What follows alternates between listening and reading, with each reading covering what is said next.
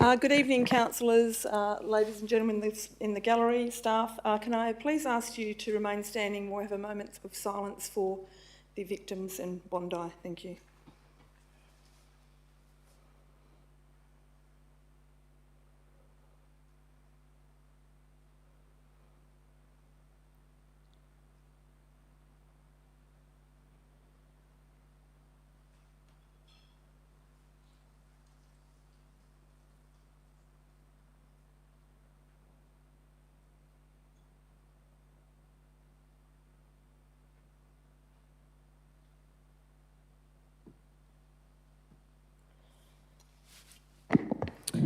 Thank you.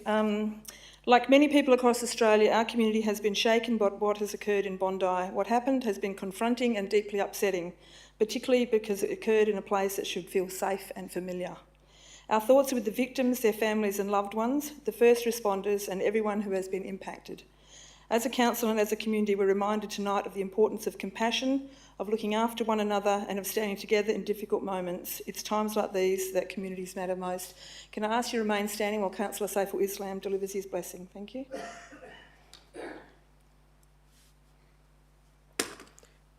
Thank you, Madam Mayor. In the name of God, the most compassionate, the most merciful, we begin by acknowledging the responsibility entrusted to us to serve our community with integrity, fairness, and wisdom. As this is our final council meeting for the year, we pause to give thanks for the opportunity to serve our residents and for the resilience, generosity, and diversity of our community. We remember with heavy hearts the victims of the tragic and senseless attack in Bondi. We pray for those lost their lives, for their families and loved ones who are grieving, and for all those whose lives were forever changed.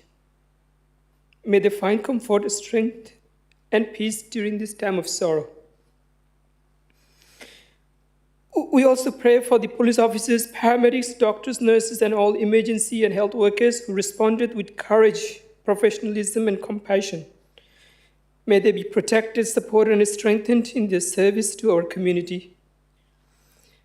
We pray for unity, not division, that in moments of fear or grief, we choose compassion over blame, understanding over hatred, and solidarity over separation. We ask for guidance and wisdom for all elected members and staff so that our decisions are just, our actions are ethical, and our work contributes to the safety, well-being, and unity of our city. We pray for the residents of Gosnells and for all Australians that we may continue to stand together against hatred and violence, uphold the values of respect, kindness, and mutual understanding, and support each other.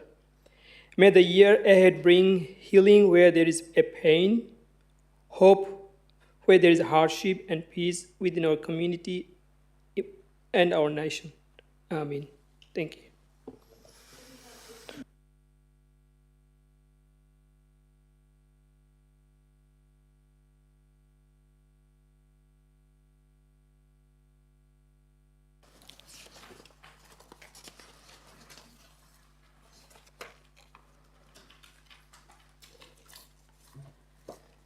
Thank you. Before we begin, I will acknowledge that we are meeting on the traditional lands of the Whadjuk Noongar people, and on behalf of the City of Gosnells, pay my respect to their elders, both past and present. It is now 7:04 and I declare the meeting open. There are no announcement of visitors, thank you. Disclaimer, members of the public are cautioned against taking any action on council decisions on items in which they may have an interest until such time as they have seen a copy of the minutes of the meeting or have been advised in writing by City staff. Please note all council meetings are digitally recorded and live streamed on the City's YouTube channel, except for confidential agenda items, during which time the live stream will be temporarily suspended.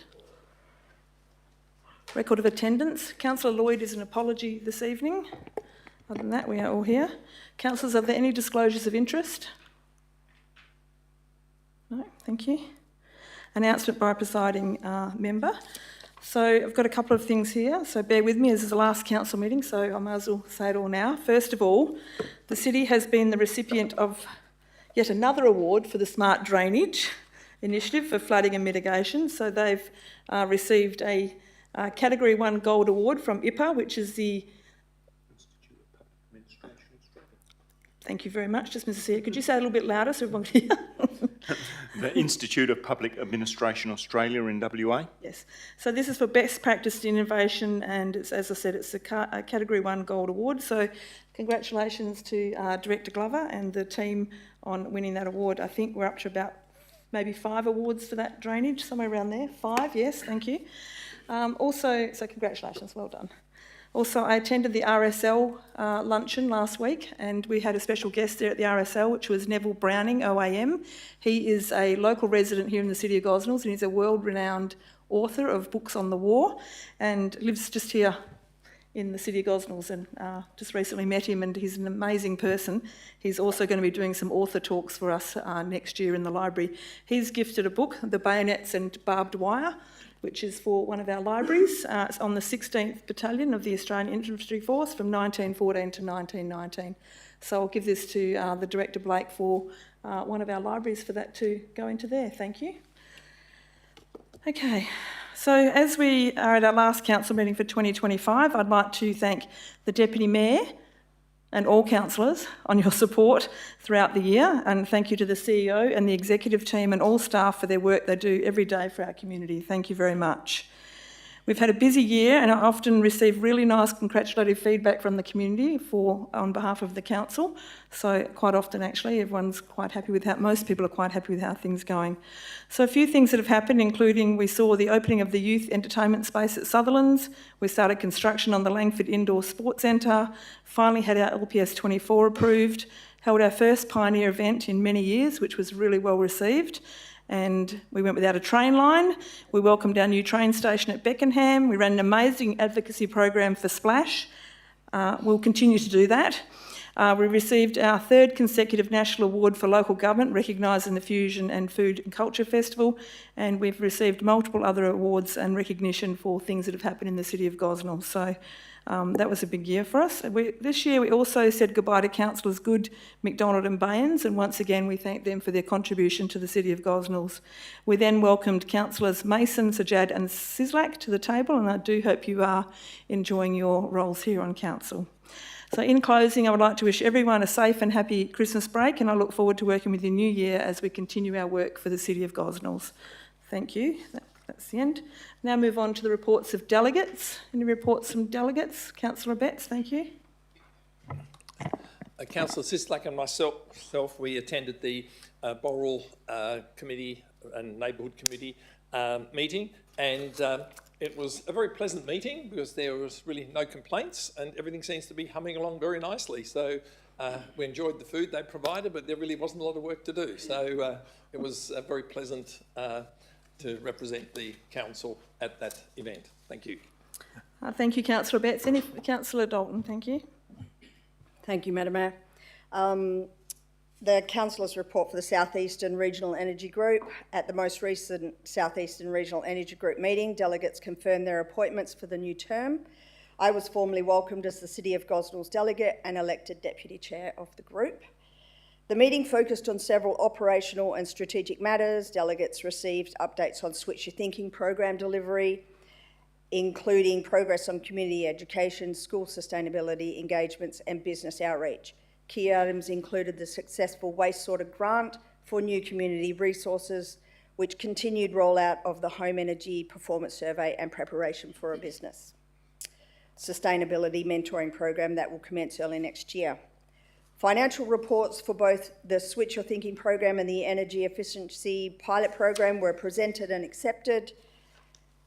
The group also discussed the management of carry-forward funds. It was agreed that the existing parameters in the business plan remain appropriate, with allocations retained for feasibility studies, business case development and contingency staffing needs. Delegates approved several new supplier applications for the rewards for residents and rewards for business programs and endorsed a sponsorship proposal to strengthen the new business mentorship initiative. In addition, I was asked to undertake the induction cooktop prize draw, which formed part of the recent community engagement activities. The City of Gosnells will host the next meeting in February, and I will continue to represent the council and contribute to the group's work on emissions reductions, sustainable development and community education. Thank you, Councillor Dalton. Any further reports of delegates? Councillor Sislak, thank you.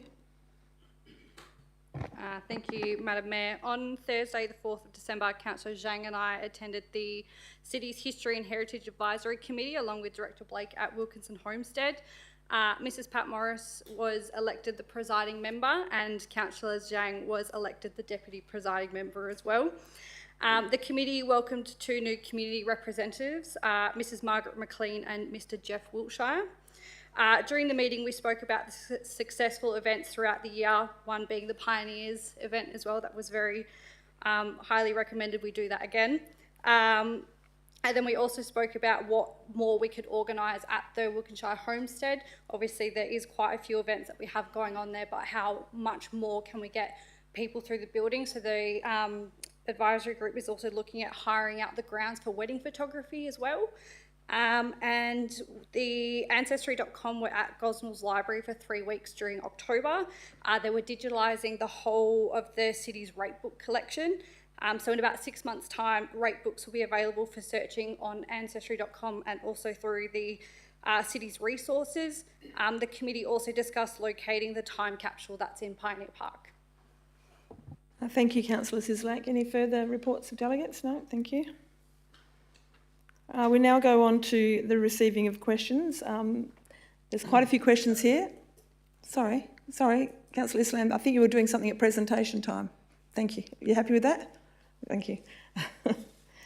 Okay, we'll now move on to the public question and statement time, and there are quite a few questions here, so if you've more than, we're going to have 2 questions each, and if you have more questions, if time permits, we'll come back at the end for that. So, first of all, I have a Rin Hyundai. Subject is the tree problem. Thank you. Sorry? Hunyadi, sorry. Yeah, thank you. If you could come forward and just turn the microphone off, please. On. Thank you. You can pull that down. I believe on the document, I'm very nervous. That's okay, take your time. I've never done this before, but you. this time I'm going to fight because I'm fighting for my life. I live in Sanctuary Waters and I live on a corner of a cul-de-sac, and there are 2 massive big English plantar trees. One is only 5 metres from my laundry door. I have fallen over twice, sprained my ankle.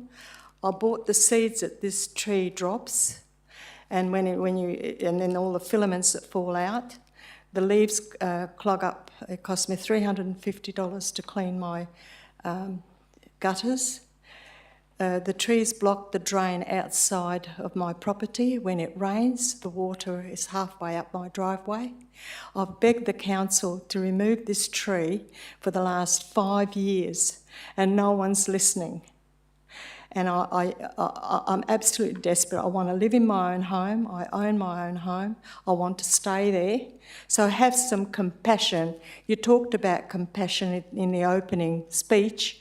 Have some compassion. I'll be 80 years old next year. My daughter also lives in the estate close to me. That's why I bought into the estate. She had a similar tree in front of her house. What I'll do is I'll get you to just ask let me finish, Mayor. It was pushing up her driveway and they removed the tree. Thank you. You didn't ask your question. You haven't asked your question yet. I want the tree removed. I have your question here is, what reason do the staff have for recommending not to remove the tree? Yeah, what was it? Thank you. Thank you. And Mr Glover will respond. Thank you.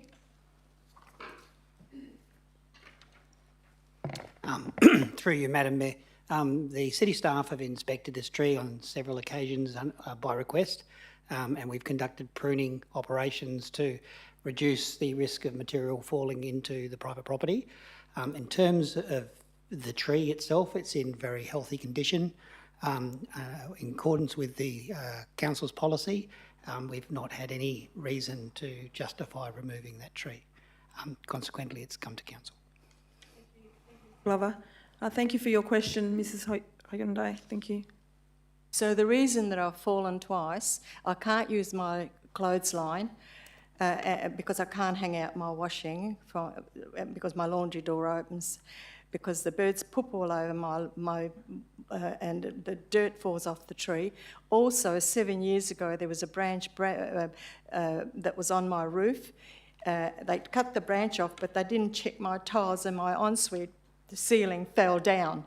So have some compassion, councillors. One Thank you. tree in Thank you. that I'm sorry, estate we've is got not a lot of going to kill questions it. tonight and You're we've only going got a to short kill time. me. Thank you.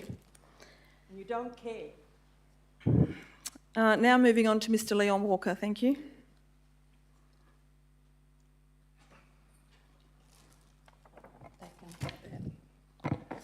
Thank you, Madam Mayor. May I request that the Mayor send an appropriate message of condolence, sympathy and support to the Mayor of the local government area in New South Wales, in which Bondi is included. Thank you for the suggestion. We shall do that. Thank you. Question 2. Is it accurate that at the ordinary council meeting on the 11th of November, the council voted to award work to a contractor associated with a well-known motorcycle club? Thank you for your question. I shall direct that to Mr Bradbrook, the Director for Business Services. Thank you, Madam Mayor. I think Mr Walker is referring to a tender for curbing and minor concrete works, which there's been some recent press coverage which suggests that the successful tenderer does have bikie links. We certainly weren't aware of that at the time of awarding the tender, and we haven't officially been advised of that. I'm just aware of there's been some recent media reporting of those associations. Thank you. Thank you, Mr Walker. And I do note that your question 3 asks if any of the members of staff had any prior knowledge of the contractor whose tender was considered at City of Gosnells on November. I think that's been answered. That has been answered, yes. Okay. We were not aware. Thank you. And you can come back for your 4th question if you would like to. Thank you. Next we have Mr Brendan Cherry. Thank you. Thank you, Mayor Lyons. I'll ask the first 2, then I'll come back for the others. Question 1. During the recent heatwave in Perth, were the city's workers hydrated well with icy poles and cold water? Thank you for your question. Thank you, Mr Glover. Through you, Madam Mayor, yes, they were. We have to make sure our staff stay hydrated in high temperature. Thank you, Director Glover. Second question is, how many development applications were lodged this year, and of those, how many were approved? Thank you for your question, and Mr Lafort, who's the Director for Planning, will answer your question. Thank you.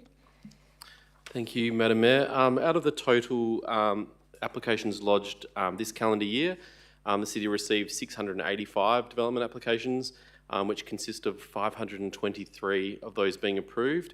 136 are still under assessment. 20 were cancelled or withdrawn and 6 were refused. Thank you, Director Lafort. Thank you, and come back with your other questions at the end if time permits. Next I have Lara Warwick. She has questions on the petition, which is ceasing the use of herbicides for weed control. Thank you. Thank you, Mayor. My first question is, can the City clarify how often glyphosate is applied,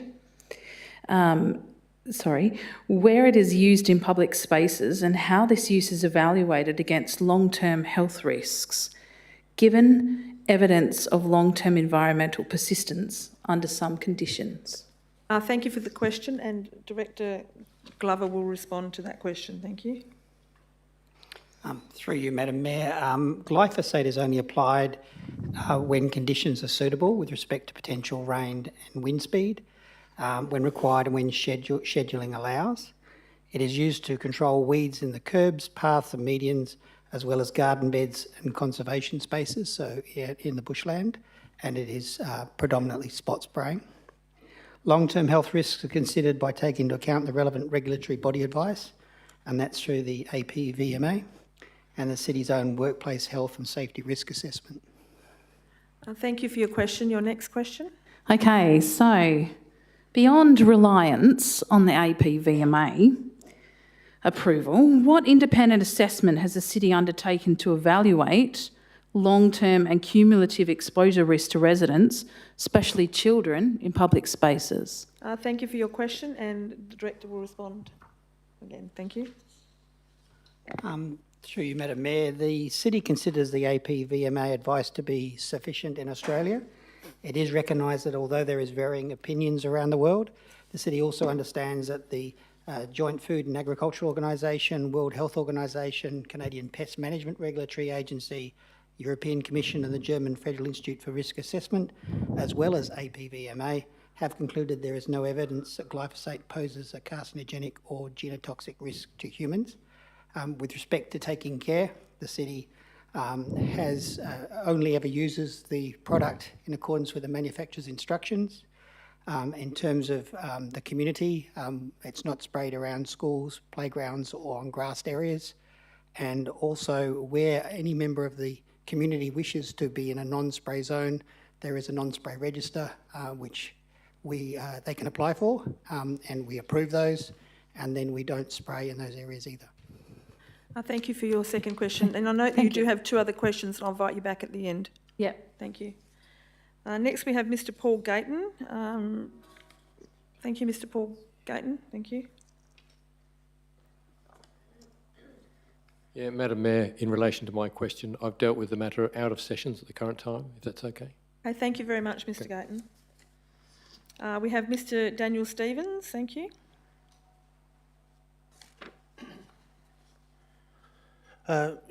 Before I begin, I asked two questions at the special electors special meeting when the new council was sworn in. I haven't received a response to those two questions. Thank you. We'll make sure that they get to That you. was the one about the Arlington Reserve and why so much money has been spent on the Pioneer Park. So there were two questions that I asked at that special meeting. I haven't received a response. So through you to Director Gulliver, if you could give me a response to that, that would be much appreciated. Okay, so the question I have tonight is it's in relation to the dog attack that happened in Maddington a couple of months ago, and what actions can council take in regards to educate people to keep their dogs on a lead in relation to the dog attack that occurred in Maddington a couple of months ago? Thank you for your question. It's not an easy solution. I know we do put signs up quite all over the place to retrain dogs, and we have off-lead dog areas. Mr. CEO, would you have something further to add to? Just, Madam Mayor, that I suppose the Rangers' principal task is to advise people on what the law requires. So Rangers will do that if there's a preference to enforcement, unless there's a real issue. Secondly, we try and promote good dog ownership, but people will continue to do things that are inappropriate. Well, just very quickly, I just want to say through the chair, I've lived in Maddington for 40 odd years. I've never seen any of these signs anywhere in Maddington. So, I mean, maybe you'd be able to speak to me afterwards about it, because I haven't seen any of these signs. And so this issue is going to continue to frustrate and cause residents and ratepayers problems. Thank you very much. Now we have, how are we going for time? Might just extend time now because I've got lots of questions still here. Councillors, I'm seeking a mover to extend. Councillor Williamson, Deputy Mayor Williamson, move to extend the time. Councillor Sislak to second that. Councillor, if you please cast your vote on extending the time for question time, please.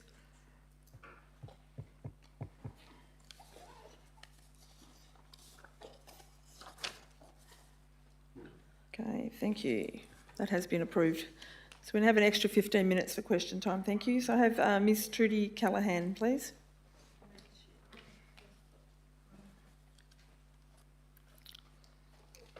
Right. My question is for council here, is how will the city handle the complaints from Bickley Road residents? Thank you for your question. Mr. Bradbrook, would you like to respond to that question, please? He's the Director for Business Services. Thank you. Thank you, Madam Mayor. I assume that you're talking about complaints in relation to the use of private land in the Mixie precincts in the area opposite your property in Bickley Road. So our compliance staff will investigate complaints about people using their land for unapproved purposes. That doesn't necessarily mean that we take action on every occasion. We need to collect evidence that a breach has occurred. But I guess the question relates to some extent to the proposed policy on the agenda for tonight's meeting. Is that Well, yeah, Correct. that's right. So if that policy is adopted by council, then we will have compliance staff regularly attending, particularly along Bickley Road, Victoria Road, Brentwood Road and Boundary Road, where we certainly do have some issues, to be proactively monitoring compliance with the policy if it is adopted by council. Well, they have been round every time we've contacted council and nothing's done. Thank you. I'll ask you to ask and your my next second question is, what will be permitted under the light industrial zoning along Bickley Road when it's approved? We'll direct that question to the Director for Planning, Mr Lafort. Thank you. Thank you, Madam Mayor. The sorts of uses that will be approved in the light industry zone will include warehouses, other light industry type buildings, storage, those type of uses. Okay. Thank you. Yep. I'll get you come back at the end, Ms Callaghan, to ask the other questions. Sorry, I think I'm going around in circles here. Rowena Parks, thank you. Hi, I've got similar questions to Ms Callaghan. Yep. Being that Bickley Road is a residential area, what are the noise regulations on a Sunday, and why is the hours that are in this new thing coming in this evening conducive to a residential area from 7 a.m. to 7 p.m. 7 days a week? Thank you for your question, and I'll ask the Director for Business Services to respond. Thank you. Thank you, Madam Mayor. Well, the noise that can be emitted in any location is prescribed in the state government's environmental protection noise regulations. We have offered to put noise monitoring equipment at a property in Bickley Road to monitor the noise to see whether it exceeds the assigned levels, and that offer was refused. In terms of the second question, if you just give me one moment. About the times.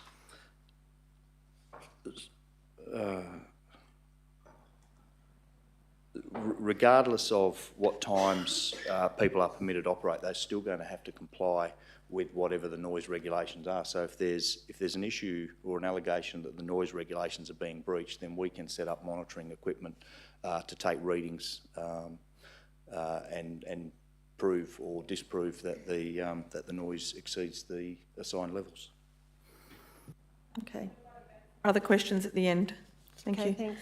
Mrs Tracy O'Neill, please. Thank you.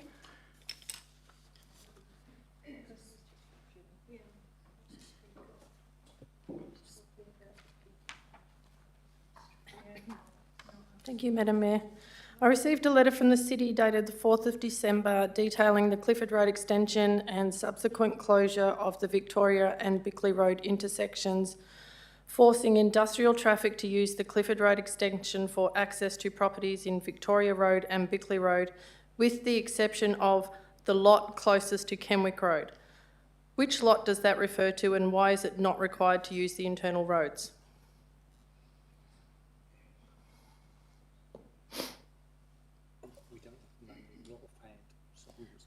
We will take that on notice because we're not sure which lot you're referring to offhand. Me either. All it says in that letter is the lot closest. Okay, thank you. Next question. The letter does not mention the cul-de-sac proposal for Bickley Road. Is that still going ahead? Thank you for that question, and I'll get that to Mr Lafort or Mr CEO. Thank you. Madam Mayor, the plan's always been that the Bickley Road intersection with Belmont Road will be effectively closed once the Muxie's developed and there's through traffic going through it. But that's the very long term. You know, we haven't even had Muxie 2 rezoned yet. So that's been the really long term thinking. The more immediate thing will be to cul-de-sac Victoria Road with Bickley Road. Thanks so much. Thank you. We'll now go back to, thank you, Mr Leon Walker. Thank you for your next 2 questions. I thought we had. Okay, thank you. Question 3 has already been answered, Madam Mayor. Question 4. Is it in the interests of residents, ratepayers and electors of the city that a contract is awarded to a tenderer who was associated with a well-known motorcycle club? Wouldn't think so, Mr Walker. Thank you. Thank you, Madam Mayor.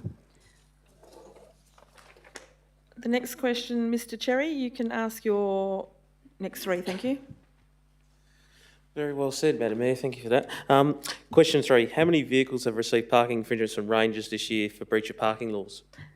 Thank you for your question. Mr Bradbrook, I'm assuming that Mr Cherry sent these in to you and you're well informed on what the answer is. Thank you. Thank you, Madam Mayor. 1,539. Okay. Thanks, Director Bradbrook. Thank you. Question 4. Does the City have volunteers for assisting at its events? If so, how many were assisting at the Jingle All the Way event on Saturday? And that was a great event. Thank you, Mr Cherry. Director Blake, would you have the response to that? Thank you. Thank you, Madam Mayor. The City utilises volunteer groups for most of our events. We regularly engage with the Lions Club, with Rotary, with a number of sporting clubs, SES, Bushfire Brigade, and they help us out with all sorts of things, parking, sausage sizzles, barbecues, community activities, and wherever possible they get a gold coin donation that helps the sustainability of their organisations. In terms of Jingle All the Way, this year we had approximately 20 volunteers, and for the first time that was the Combined Churches of Gosnells collaboration, so they were assisting with entertainment and some craft activities. Thank you, Director Blake. Question 5. How many judges are on the Christmas light judging competition by the City? Thank you, Director Blake. 3. Thank you, Director. Thank you, Mr Cherry. Miss Lara Walker, if you would like to come back with the other two questions, please. Oh, sorry, Warwick. I'll put my glasses on for that, sorry. Thank you.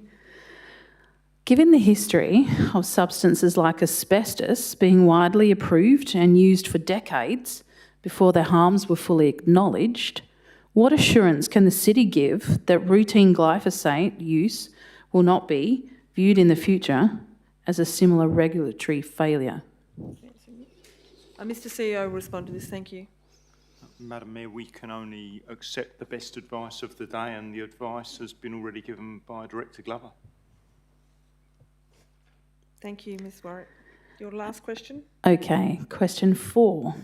Has the City undertaken any long-term cost-benefit analysis comparing chemical weed control with integrated weed management approaches beyond short-term cost considerations? Thank you for your question, and Director Glover will respond. Thank you. Through you, Madam Mayor, the City already adopts an integrated weed management approach that considers the short and long-term considerations of weed control.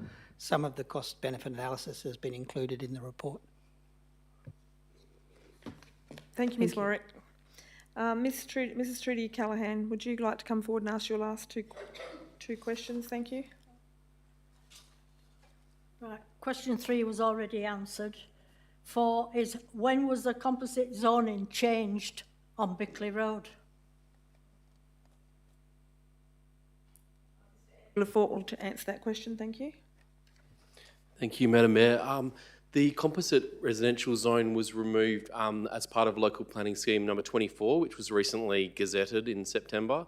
And that was on direction from the state government, who have a consistent set of zonings across all local planning schemes in WA.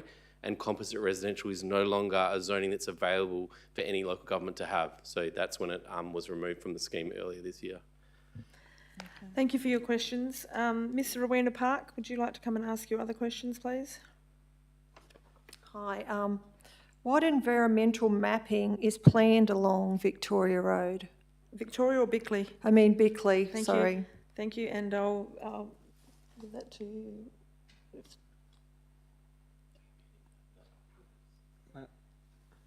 Madam Mr CEO will respond. We might have to take that on notice. Madam Mayor, I'm not sure that we can answer that immediately, but effectively it's likely to be environmental mapping associated with works in precincts 2 as the neighbouring precinct to much of that area. Okay. We can put something in writing to you to that effect as well. Thank you. Thank you. Did you have another? No, you haven't got Yeah, I another think question. that one was answered about monitoring. Yes. But just like to note that nobody's asked us at our end if we wanted any kind of noise monitoring. Well, that is open to you if you would like it. We So do if you want could it. send an email through to one of the staff tomorrow. Okay, thank you. Thank you. Mrs Tracy O'Neill, your last two questions, thank you.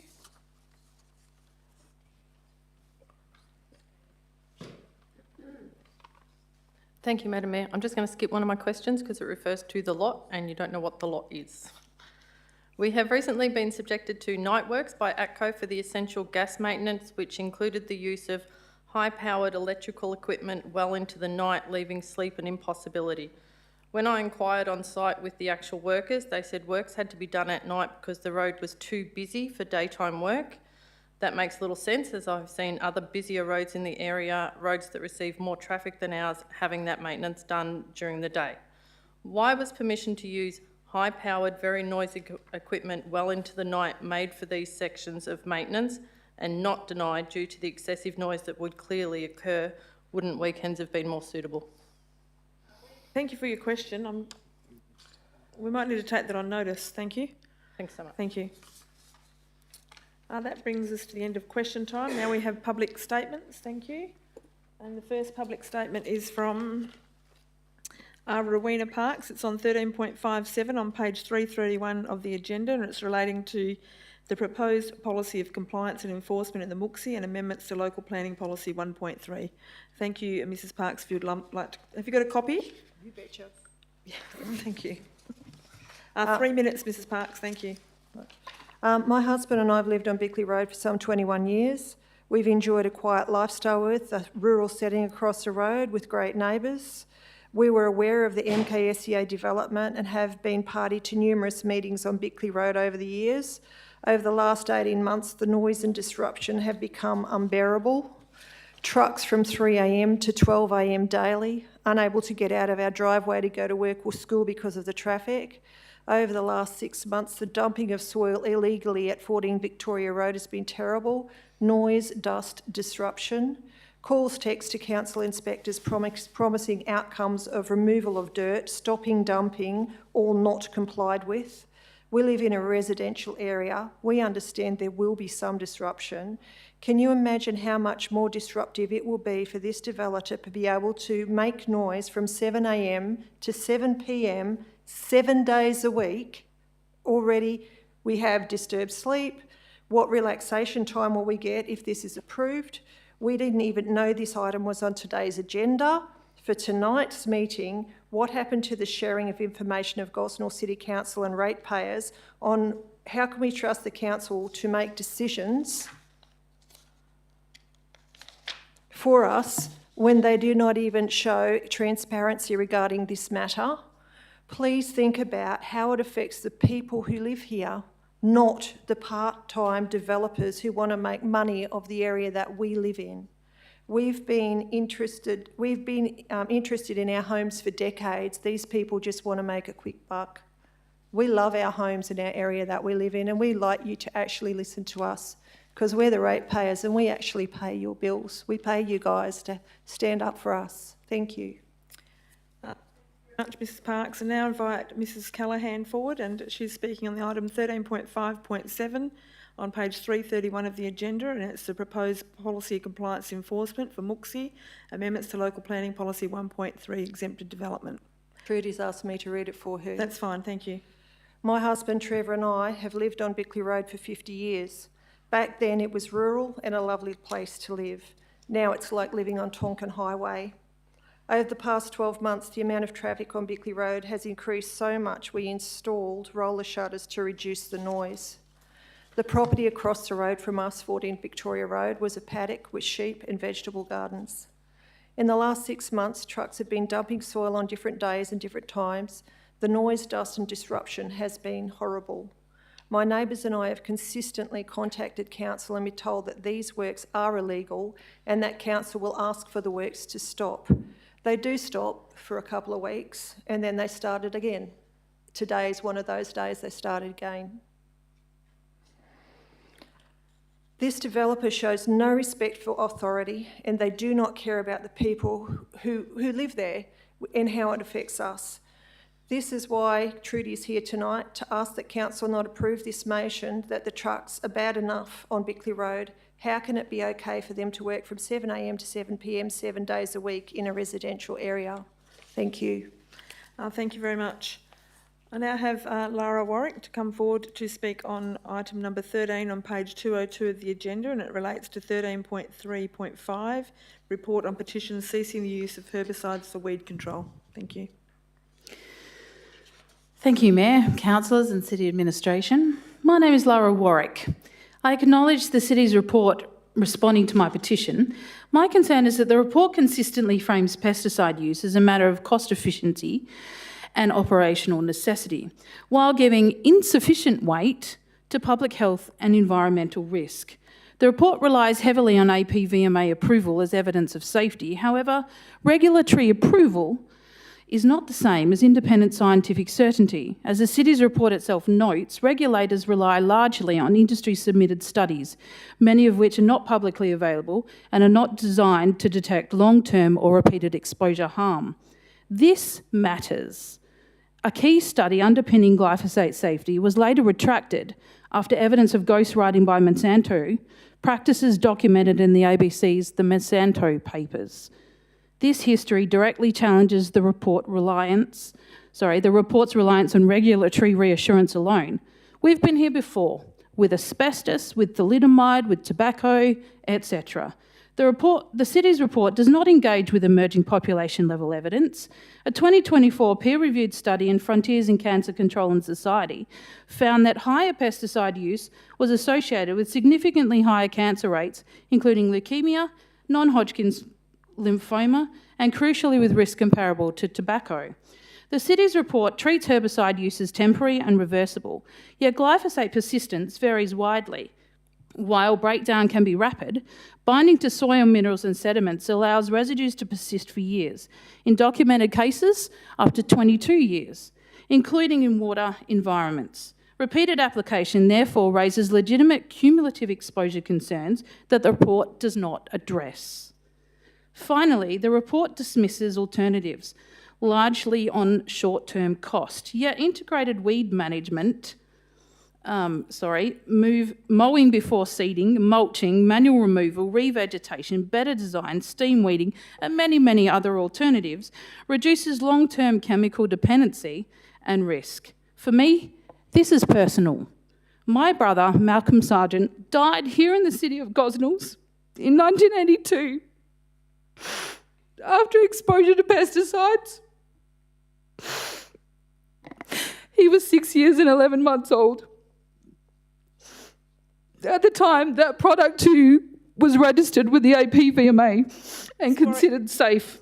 Mrs. Warwick, would you like to take a break for a moment? I'm good. Its dangers were sadly only recognised years later. His death is a tragic reminder that approval is not always certainty. There is a plaque on the old library door at Wirrabira Primary School in my brother's honour. I ask the council to take action to prevent and minimise foreseeable harm to other children and residents in our community. Thank you. Thank you very much. One more. Thank you. That brings us to the end of public statement time. We'll now move on to the confirmation of minutes. Can I get a mover for the confirmation of minutes? Councillor Sislak to move that. Councillor Mason to second that. Are there any questions on the minutes, councillors? Right, thank you, councillors. If you'd like to cast your vote. Thank you.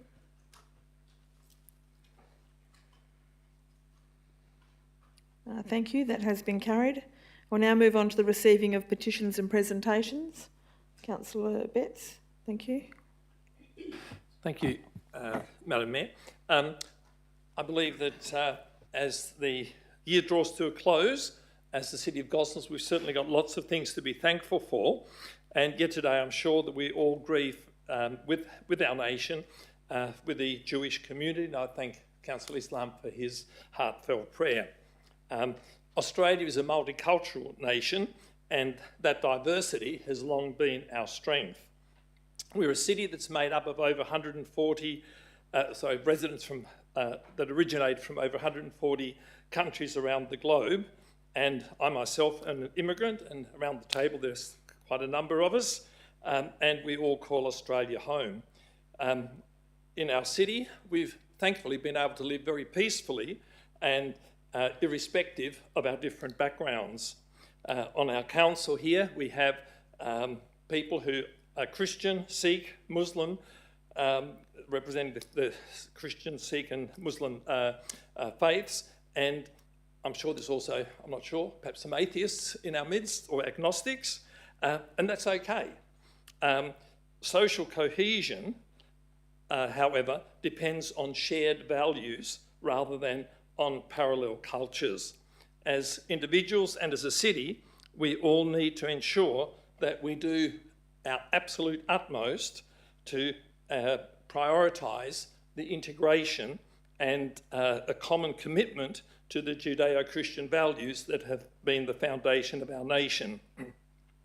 The future of a free, just and compassionate Australia depends on those willing to defend truth and to act wisely in public life, with anti-Semitism recognised and addressed as the urgent threat that it is to our society. Thank you. Thank you, Councillor Betts. Are there any other presentations, councillors? Councillor Islam, thank you. Thank you, Madam Mayor. I wish to acknowledge the Kenwick bushfire on 11th of October, which caused significant disruption across our community and beyond. The fire force evacuation temporarily closed roads, Patio posts, runways, disrupted train services, affected local power supply, and damaged parts of the significant greater Brixton Street wetlands. Around 93 hectares were burned. While no homes were lost, the impact on residents' infrastructure, transport, and our natural environment was substantial and highlights the growing bushfire risk that we face. I want to sincerely thank more than 100 firefighters from multiple brigades across Perth who were on the ground alongside emergency services and support workers working tirelessly to bring the fire under control. Their swift action, coordinated and professional responses undoubtedly prevented for greater loss. As a volunteer firefighter myself, I would like to personally thank my brigade and crew members. I'm personally grateful to my crew leaders, Jared Hubbles, and senior firefighters, Damon Persons, Kevin Gonder, for their support and guidance as I began my journey as a volunteer firefighter within the Gosnells Bushfire Brigade. Just to share numbers, the Gosnells Bushfire Brigade utilized 6 trucks, 36 volunteers, and they put together 365 hours to put this fire under control. Finally, I would like to thank the community for their cooperation and support while we were bringing the fire under control. Thank you. Thank you, Councillor Islam, and thank you for your work you do as a volunteer bushfire brigade officer too. Thank you. Any other presentations, councillors? Deputy Mayor, thank you. Thank you, Madam Mayor. I think I'd just first like to say it's been a hell of a month so far for Australia and our local community. So I think we all join in acknowledging what's happened in Bondi and sending our heartfelt condolences to everyone involved, and thanks to all the emergency services and the public that did everything they could at the time. And I think the bushfires locally, I want to acknowledge and thank Councillor Islam for stepping up to be a volunteer, as well as all the other volunteers and all the support services that came out. But through all of this, our community has shown compassion and has shown strength. I think with the Bondi incident, people are quick to acknowledge it's a horrible incident. It doesn't reflect Australia, and it shouldn't be something that causes a divide here. So I think that's something to always remember. With the bushfires, whatever the cause was, we saw people come to offer help straight away when they heard that there was evacuations. People asked, what can we do to help? We had local businesses come forward offering services, offering donations. Local to me, there was a house fire on Friday with a local family losing everything they own and being left homeless. Within hours of that happening, people in the community came forward offering support and help.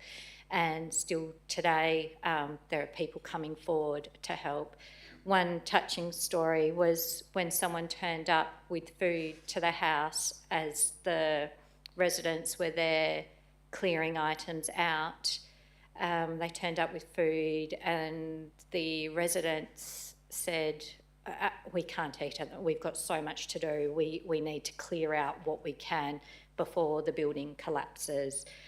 Next thing you know, the people that came to help came back with a flatbed trailer and truck, and a whole family of people turned up, adults all helping to clear anything they could out of the house. So I think with all the horror and the bad things that's happening here locally and across Australia, I think our community and Australia is full of good people, and that's something we shouldn't forget. And I think the fire in Southern River, the fire in Maddington, again, that family pouring of support out to those families as well.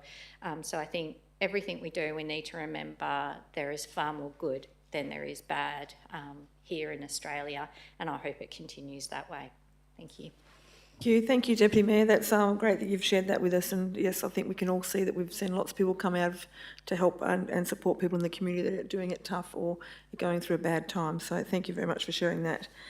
We now move on to the applications of leave of absence. Are there any? No, thank you, councillors. No questions of which due notice. So we'll move on to the reports. So the 12.1, the minute, 12.1, the minutes of the Audit and Risk Committee meeting held on the 2nd of December 2025. Can I get a mover for that, please? Councillor Islam to move that. Councillor Adams to second that. Are there any debate or questions on this, councillors? No, if you could please cut past your vote. Thank you.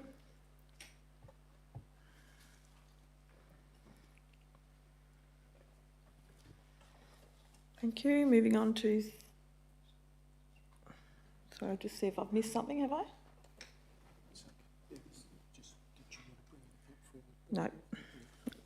Thank you. 13.1.1, the communications agreement between the Council of the City of Gosnells and the Chief Executive Officer. Can I get a mover for that, please? Councillor Betts to move that. Councillor Dalton to second that. Is there any questions or debate on this item, councillors? Thank you, Councillor Betts.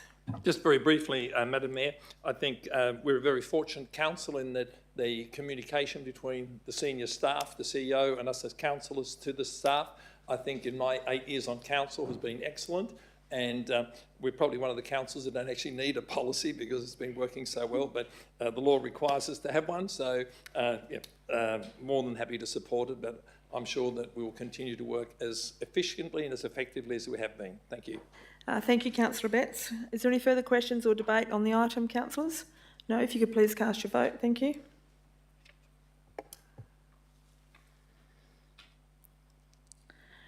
Thank you, that has been carried. Moving on to 13.2.1, the development applications for telecommunications infrastructure at 602 Lot 2 Warton Road, Southern River.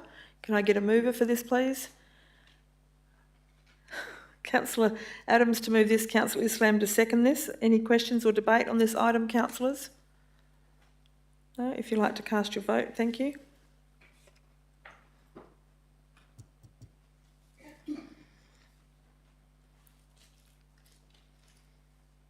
Thank you, that has been carried. Moving on, 13.2.3, the draft local planning policy 1.5, unhosted short-term rental accommodation adoption for advertising. Can I get a mover for this, please? Councillor Singh to move this and Councillor Islam to second this. Did I miss one? I did, I ticked off the wrong one. Moving on to 13.2.2, the amendment to development application commercial centre including shops, medical centre, fast food outlet, service station, childcare premises and liquor store. Plan amendment 300 Lot 808 Holmes Street, Southern River. Can I get a mover for this, please? Councillor Sajjad to move this and a seconder. Councillor Adams to second this. Councillor Sajjad, would you like to speak to this item? No. Councillor Adams? No. Any further debate or questions on this item? Deputy Mayor, Councillor Williamson. Thank you. Thank you, Madam Mayor. I would like to move an amendment to the motion.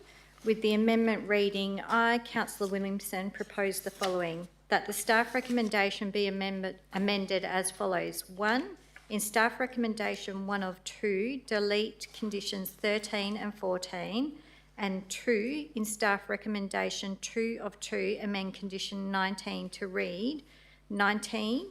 Prior to applying for a building permit, a 2 metre wide footpath is to be designed for the length of the site adjacent to Southern River Road, Holmes Street and Campaign Drive, and constructed to the satisfaction of the City of Gosnells prior to occupation of the development. For the following reason: in relation to proposed amendments to staff recommendation 1 of 2, the original development approval was subject to a SAT review process. As a result of that process, condition 13 was amended and condition 14 was deleted by the DAP in April 2019. Condition 13 was amended by the DAP to require construction of the masonry wall within 6 months of the original approval.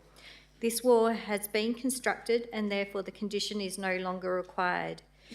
The inclusion of condition 14 in the staff recommendation is an administrative oversight and the condition should be removed. In relation to staff recommendation 2 of 2, a temporary 1.5 metre wide footpath was installed by the City in 2022 along Southern River Road and Holmes Street to provide access to the newly constructed shopping centre on the opposite side of Holmes Street for surrounding residents. The installation of the footpath was intended to be temporary until such time as Lot 800 was developed and a full-width dual-use path installed. Condition 19 should now be amended to reflect this requirement.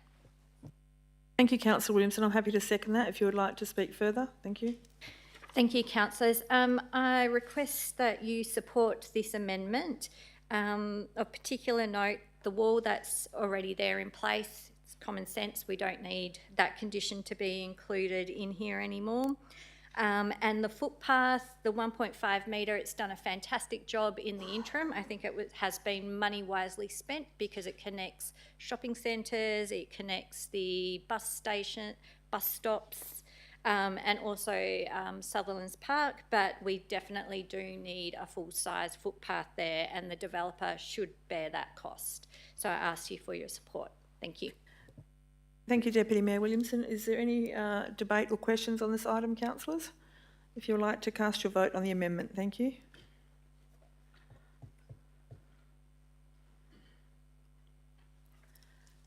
Thank you. That has been carried. You will now put the amendment back with the original item. Is there any further debate on the original item together with the amendment? No? Councillors, if you please cast your vote on the original item with the amendment. Thank you.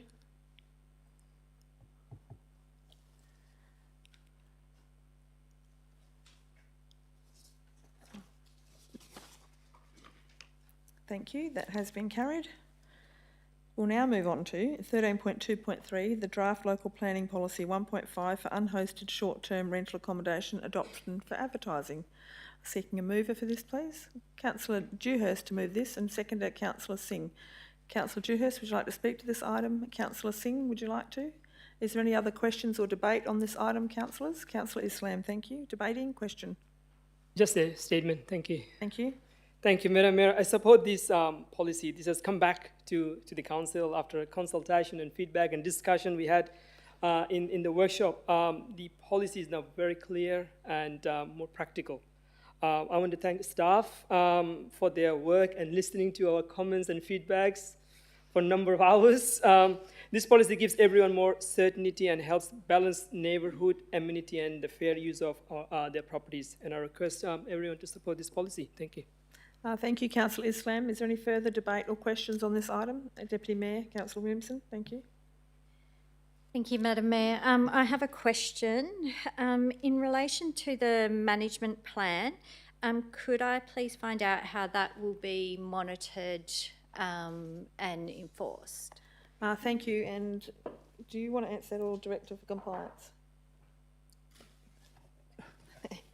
Mr Lafort, from Director for Planning, will respond to that question. Thank you. Thank you, Madam Mayor. The management plan, as a condition of approval, is required to be complied with while the property is being used for that purpose. So generally, if there are any issues that are complaints from neighbours or anyone else in the community, we will make sure through the compliance process that they are adhering to that. Obviously, we will need evidence to back that up, like we would with any compliance investigation, if we were to take action. So if we found that there was a breach of the management plan, our compliance team could decide to take action if they had the evidence. What's also available to the city is to lodge a request that the registration be cancelled through the state government. So if we feel that we have enough evidence, instead of going down the compliance prosecution path, we could also request that that registration be cancelled, which would also be quite effective. Thank you. That answer your another question? Thank you. Thank you for answering that question. I have another question. With this draft proposal, how will that be advertised to the community? Thank you. And Mr Lafort will respond. Thank you. Thank you, Madam Mayor.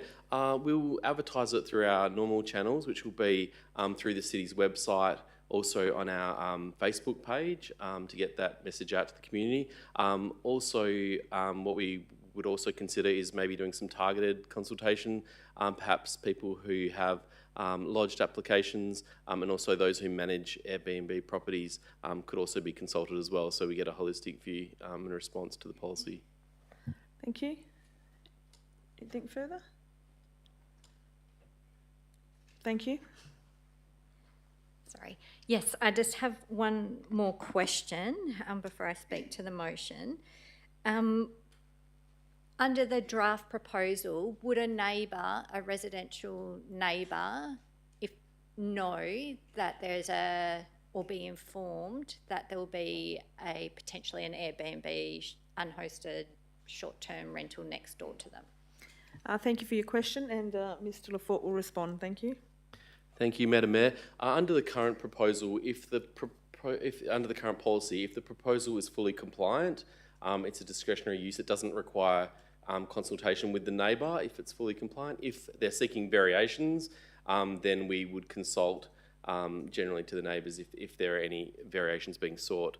At this stage, the probably way that they would find out if it's a fully compliant proposal is when, according to the policy, that the sign is installed in front of or on the dwelling, and that will have the contact details as well, so that'll provide them with that opportunity if they are seeking further information. Thank you. Thank you. Deputy Mayor, yes, thank you. Okay, so I would like to speak to this staff recommendation. I will actually speak in support of the staff recommendation, noting at this stage it is advertising it for public comment, the draft, and so it will then come back again to council once we have the community's feedback. I think it's very important to remember that planning policies are there and should be there guided by the community as well to show what they want in their local area. So this is zoned as residential. The Airbnbs, short-term rentals, are classed as a commercial use. So I think residents has a right to have input into that policy. So I'm happy for this to be advertised and then see what comes back. I think it is good that there's the management plan and we have a way to actually chase up compliance for that into the future if it does become a problem. And I do like that there's a 5-year time frame on the draft proposal. So I'm in support of this recommendation. Thank you. So, Deputy Mayor, Councillor Williamson, I just have a question to Ms Lafort. How much would there be scope for the Department of Planning to send letters to the neighbouring properties once this is approved, rather than waiting for the sign to go up in the front yard? Would there be scope to do that, just the neighbouring properties on either side? Thank you, Madam Mayor. There is possible that we could send notification out. It wouldn't be requesting people to provide comments, it would just merely be a notification. We don't do that with any other applications, not saying that we couldn't do with that with these type of applications. We just wouldn't want to give any residents sort of an expectation that they were going to have a say on it if it was merely just letting them know that it's been approved. So we don't do it with any other applications. It's not to say we couldn't do it with these. Thank you. I'll support this as it is, and we'll see what the feedback comes from the community, as Deputy Mayor has said. Is there any further questions or statements on this? Thank you. Councillors, if you would like to cast your vote on this, please.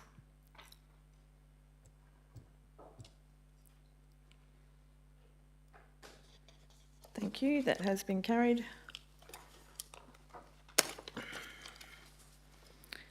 We'll now move on to 13.2.4, the annual review of the development contributions plan. Can I get a move for this, please? Councillor Dalton to move this and Councillor Sislak to second this. Any questions or debate on this, Councillor Dalton? Councillor Sislak? Deputy Mayor, have you got an amendment on this? No, wrong one. Thank you. That's okay.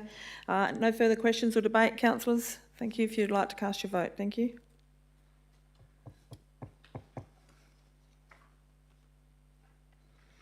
Thank you. That has been carried.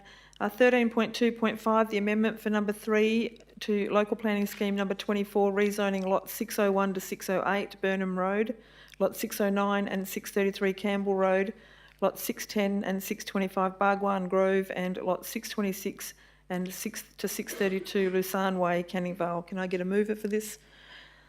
Deputy Mayor, Councillor Williamson, Councillor Mason to second this. Any questions or debate on this, councillors? No, thank you. If you would like to cast your vote, thank you.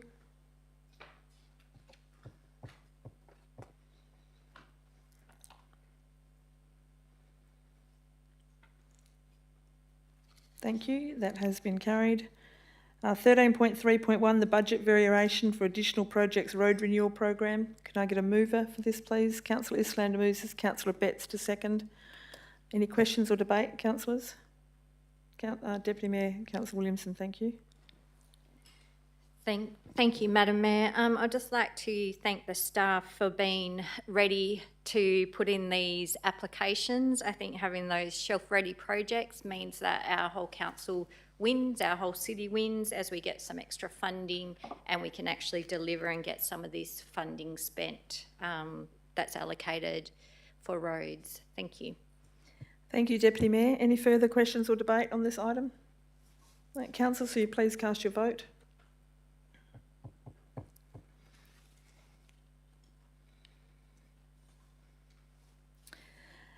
Thank you. That has been carried. 13.3.2, the report on a petition for traffic and pedestrian safety, Batman Road, Waterperry Drive and Batsford Way in Canning Vale. Can I get a mover for this, please? Councillor Dewhurst to move this and a seconder. Councillor Singh to second this. Councillor Dewhurst would like to speak to this item. Thank you.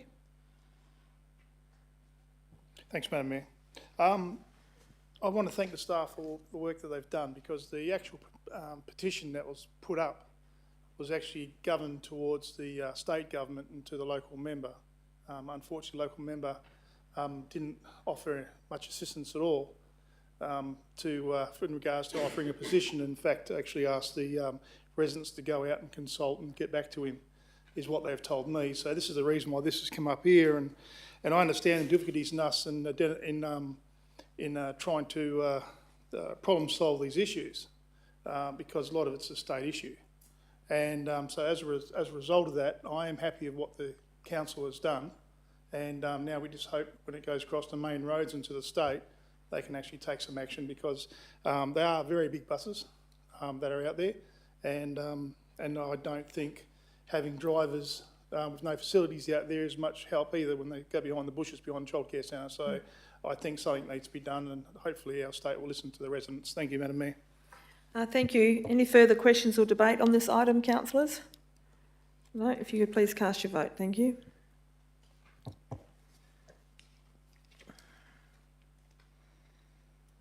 Thank you. That has been carried. 13.3.3, the budget variation for the replacement patio at Cassidy Pavilion.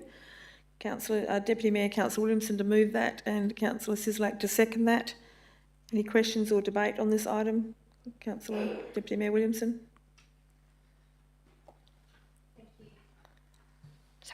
Thank you, Madam Mayor. I'm very happy to see this come onto the agenda. Since the storm damage occurred out there at Cassidy Pavilion, the club has played a full season without shelter for any of their spectators and have tried to operate in those conditions. There has also been significant funding state funding to improve the spectator seating, and they have been unable to proceed with that due to the delays with this shelter.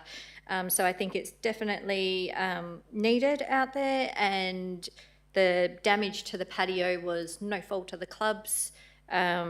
It was due to a storm damage, and so I think the city should be funding that and installing a structure that isn't so susceptible to storm damage in the future. Thank you. Thank you, Deputy Mayor. Is there any further questions or debate on this item, councillors? No? If you'd like to cast your vote, thank you.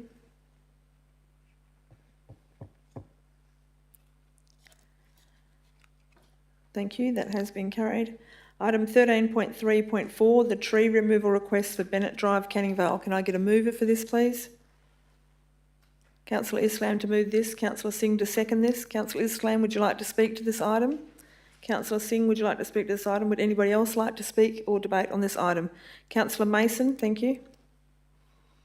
Just some questions first, if that's okay.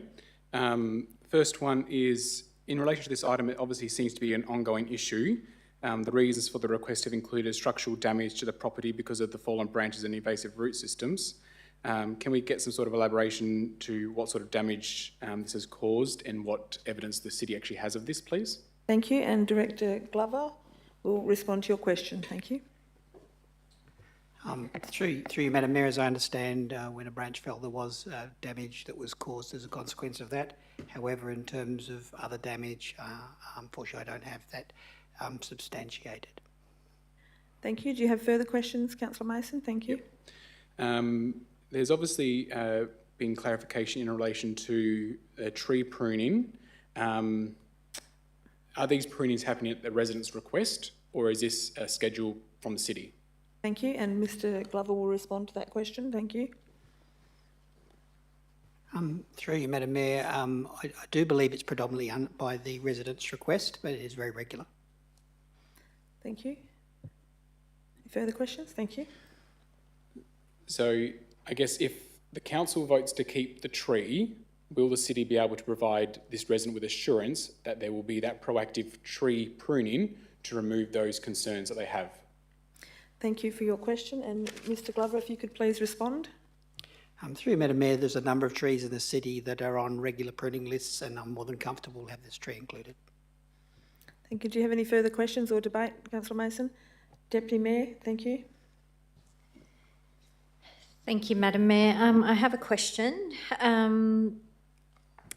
In the question time, public statement time, it was mentioned 2 falls. The resident has had 2 falls due to the roots.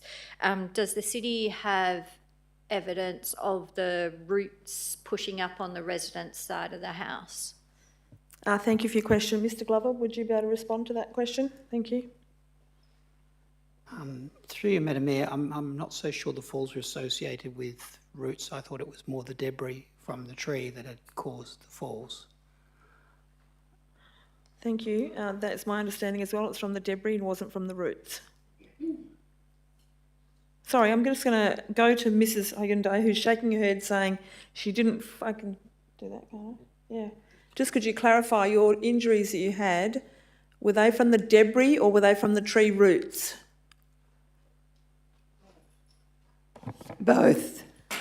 Both. I had a sprained ankle, and if you want to see the little balls that fall off that tree, and I can't step outside because it helps me it makes me fall. Okay, thank you for that. Thank you. Did you have any further questions, Deputy Mayor? Thank you. Would the city be able to inspect along that side of the house to see whether there are any roots pushing up the pavement?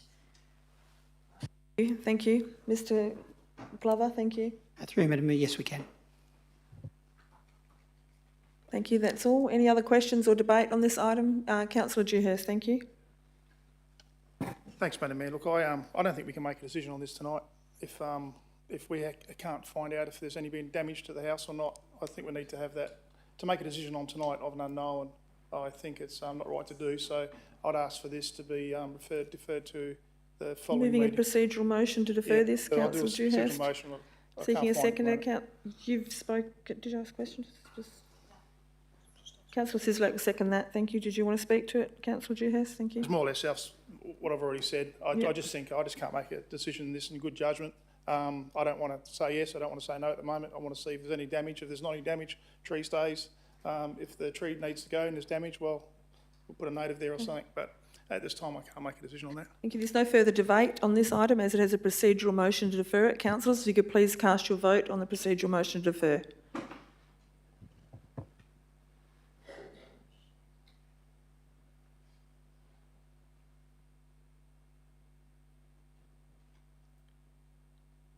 Thank you, councillors. That has been carried. It will be deferred to a later council meeting, Mrs. Thank you. Moving on to item number 13.3.5, the report on the petition for ceasing the use of herbicides for weed control. Can I get a mover for this, please? Can I move for this? Thank you, Councillor Dalton. Seconder, Councillor Islam. Thank you. Councillor Dalton, would you like to speak to this item?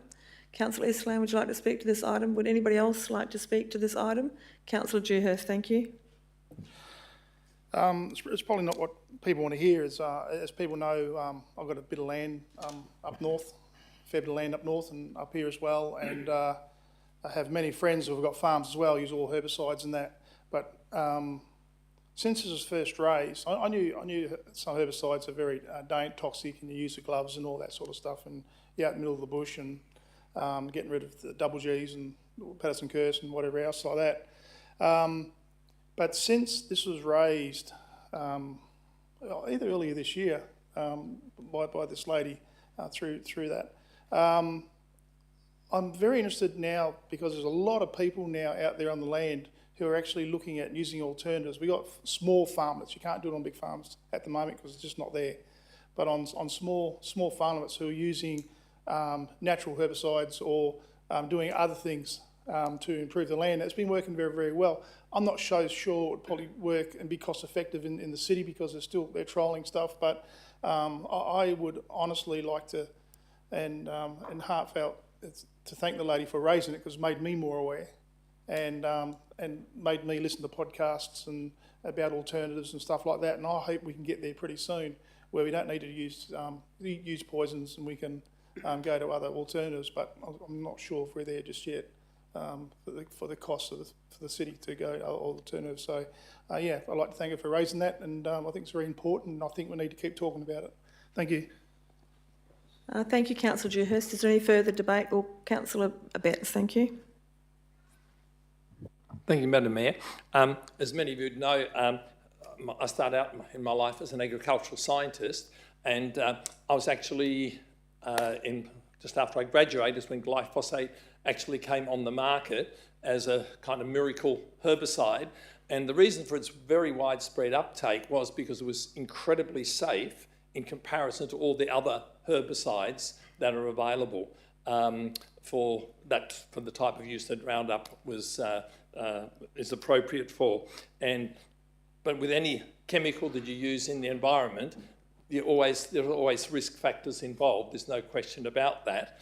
But the fact that it is one of the safest herbicides around, I wouldn't want us to go to a different herbicide because the other herbicides you can use in that kind of situation are actually far more toxic. So we're actually using the safest one that's available to us. And I'm certainly not one for wanting to use chemicals when it's not necessary. I used to write the question and answer page in the Organic Growing magazine for over 20 years. So I'm certainly very supportive of minimising the use of chemicals, but I think at this point in history, it's almost impossible for us as a city to actually go away from glyphosate, and the evidence for it supposedly causing various different problems with people's health is, there really isn't any significant evidence that actually supports that. It was mentioned that by the lady when she spoke about the use of pesticides generally leads to an increase in incidence of cancer and those sorts of things, but that's when across the big range of herbicides and pesticides, insecticides, etc. But glyphosate is actually one of the safest chemicals around, and so while that's the case, until something even safer comes up, I think we're going to be stuck with using that. Thank you. Thank you, Councillor Betts. Is there any further debate or questions on this item, councillors? Deputy Mayor, Councillor Williamson, thank you. Thank you, Madam Mayor. I think, like Councillor Betts and Councillor Dewhurst, I've done quite a bit of research into this as well, and personally, I don't like to use chemicals and try to minimise that. I think one of the biggest concerns that comes from the public, and I've received phone calls this year from the public about weed spraying, is when residents don't have a choice or they feel that they're being exposed without knowing. So waiting at a bus stop and having weeds being sprayed in close proximity, or that they don't want their garden to be sprayed and yet their verge is being sprayed. I think one of the things is awareness. So when I had reported things like that to the city staff, I was satisfied once I received the information about how they were doing the spraying. So they were doing the spraying direct onto the plant, that they had to check wind conditions. The contractor we're using now is taking extra precautions and not spraying in peak times. So I think that takes away some of that concern that you're being exposed without having a choice. And I think we do have a register, a do not spray register, and I think it's something that isn't widely known. And I think if more residents knew about that, they could actually make that choice themselves, register to have their verge not sprayed. If they're happy to have the weeds or do their own process, they may feel more comfortable about this. I think one of the things, I think there have been really good points raised that, you know, in the past, everything was safe until it wasn't safe. Until we get more research, we don't know. But at this point in time, we're making that decision. We have to look at what information is available to us now, try to minimise exposure and use it in the safest possible way. So I think it's very important that when we do our tenders and we go through the work health and safety process, we are very vigorous with that assessment, and we are protecting our community as much as possible, because no one has a crystal ball. We don't know what's going to happen in the future. So I think it's something we learn every day. We learn something new, and I think we may learn something new down the track about this, but at this point in time, we're doing everything we can to minimise that exposure to the public. Thank you. Deputy Mayor, is there any further debate or questions on this item? Councillor Dewhurst, did you want to close? No? Thank you. Okay, councillors, if you please cast your vote on the petition. Thank you. On the report.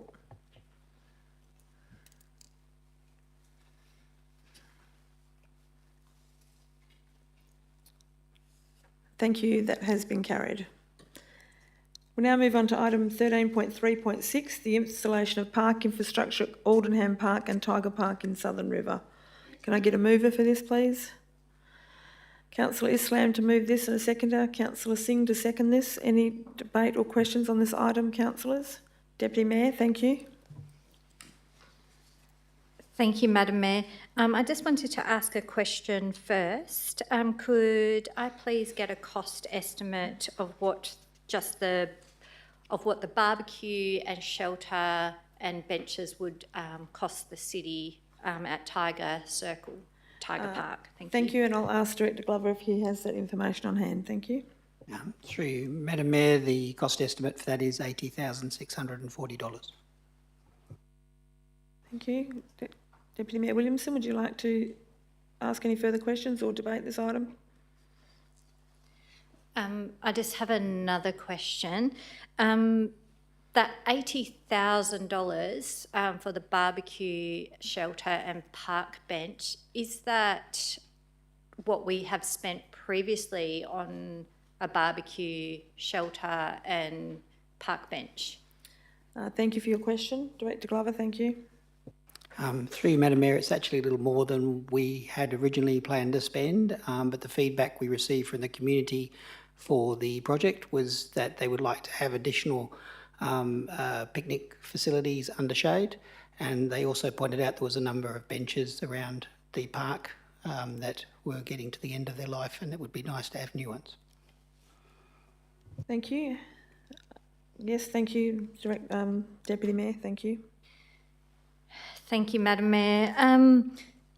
I would like to move an amendment. So the amendment that I'll move is actually different to the one that you've got in front of you, councillors, so you might just need to listen.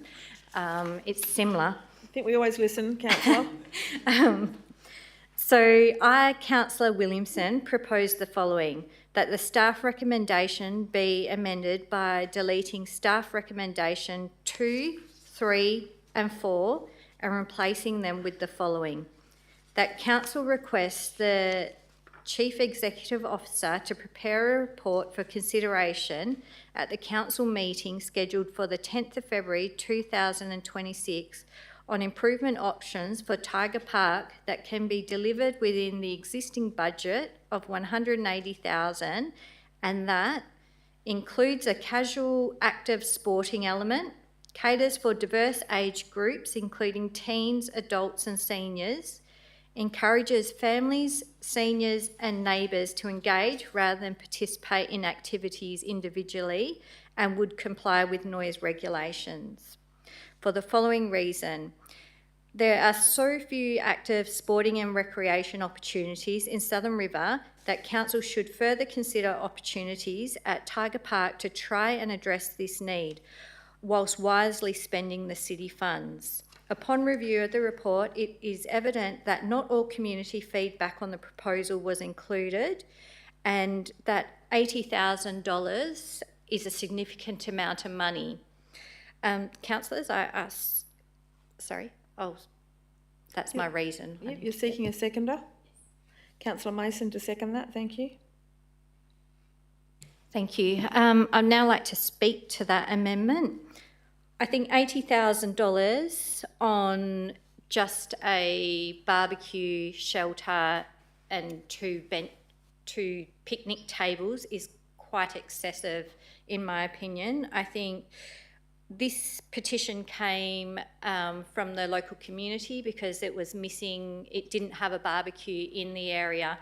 We then received funding for a playground, and so that was for Aldenham Park. In that, we agreed that, okay, we should do the active sporting element, because for the past decade, the community has been asking for an active sporting element for older children. There's many playgrounds that suit younger children, but there isn't anything in that particular area that, well, within any walking distance, that caters for the diverse age groups.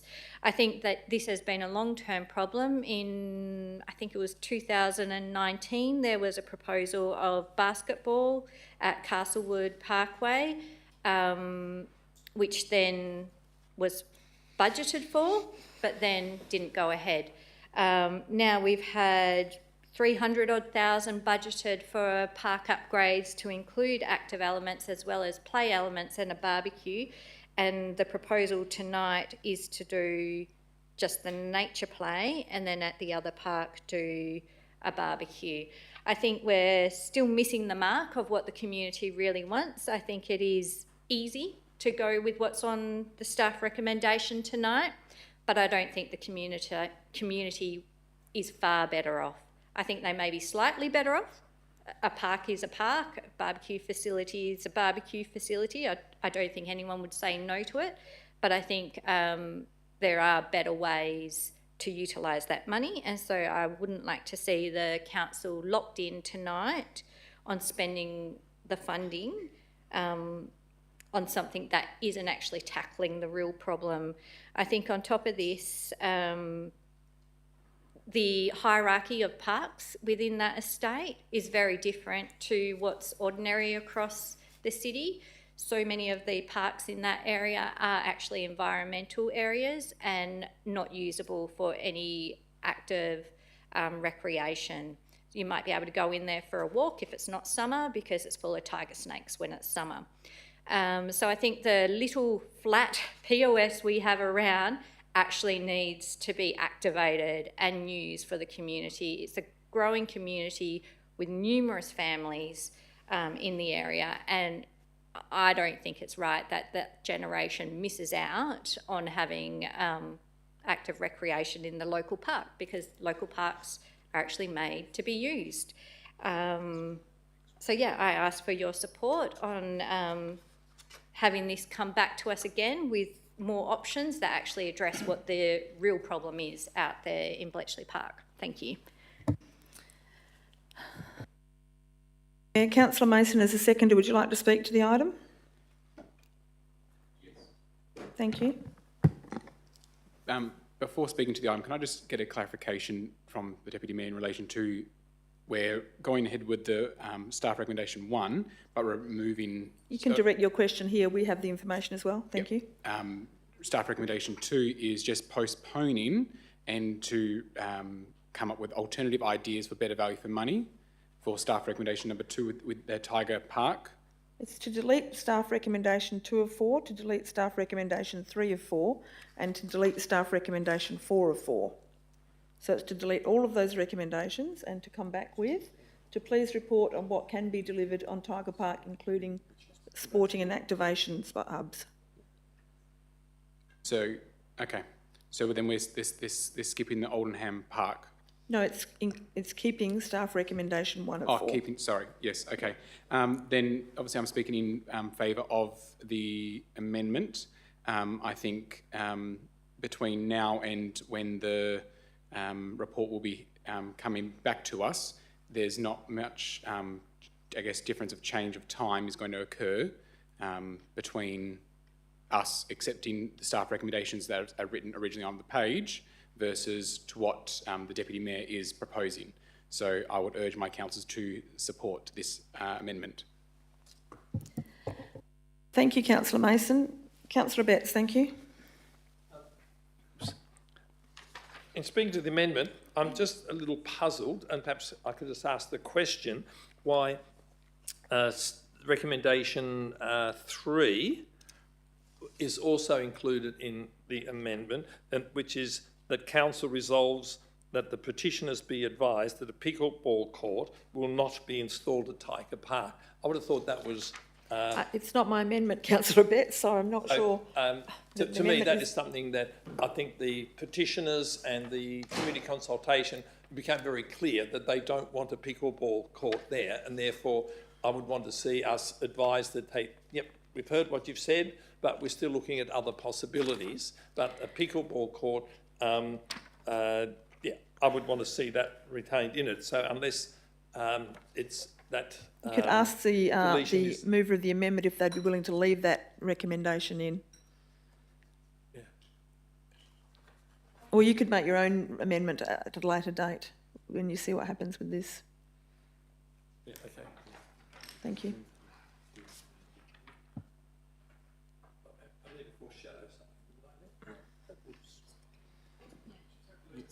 I'm happy to leave that in. Okay, if you want thank to leave you. that in, 3 in. Thank you. So it'll be removing 2 of 4 and 4 of 4. Yep. Okay. Did you want to speak any further on that, Councillor Betts?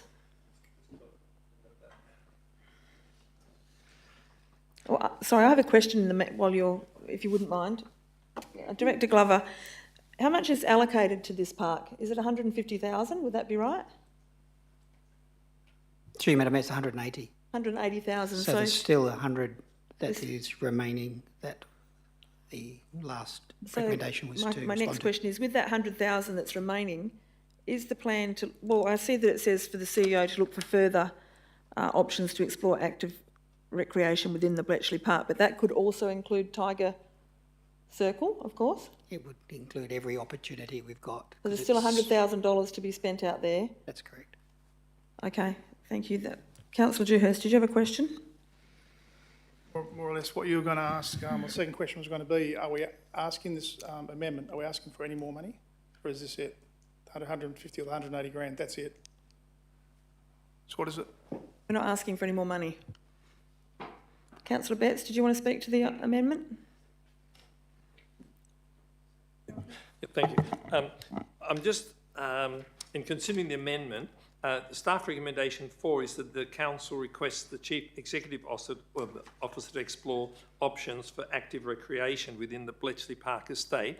I thought that was a very positive request or recommendation, and I fully support that, that's worth doing.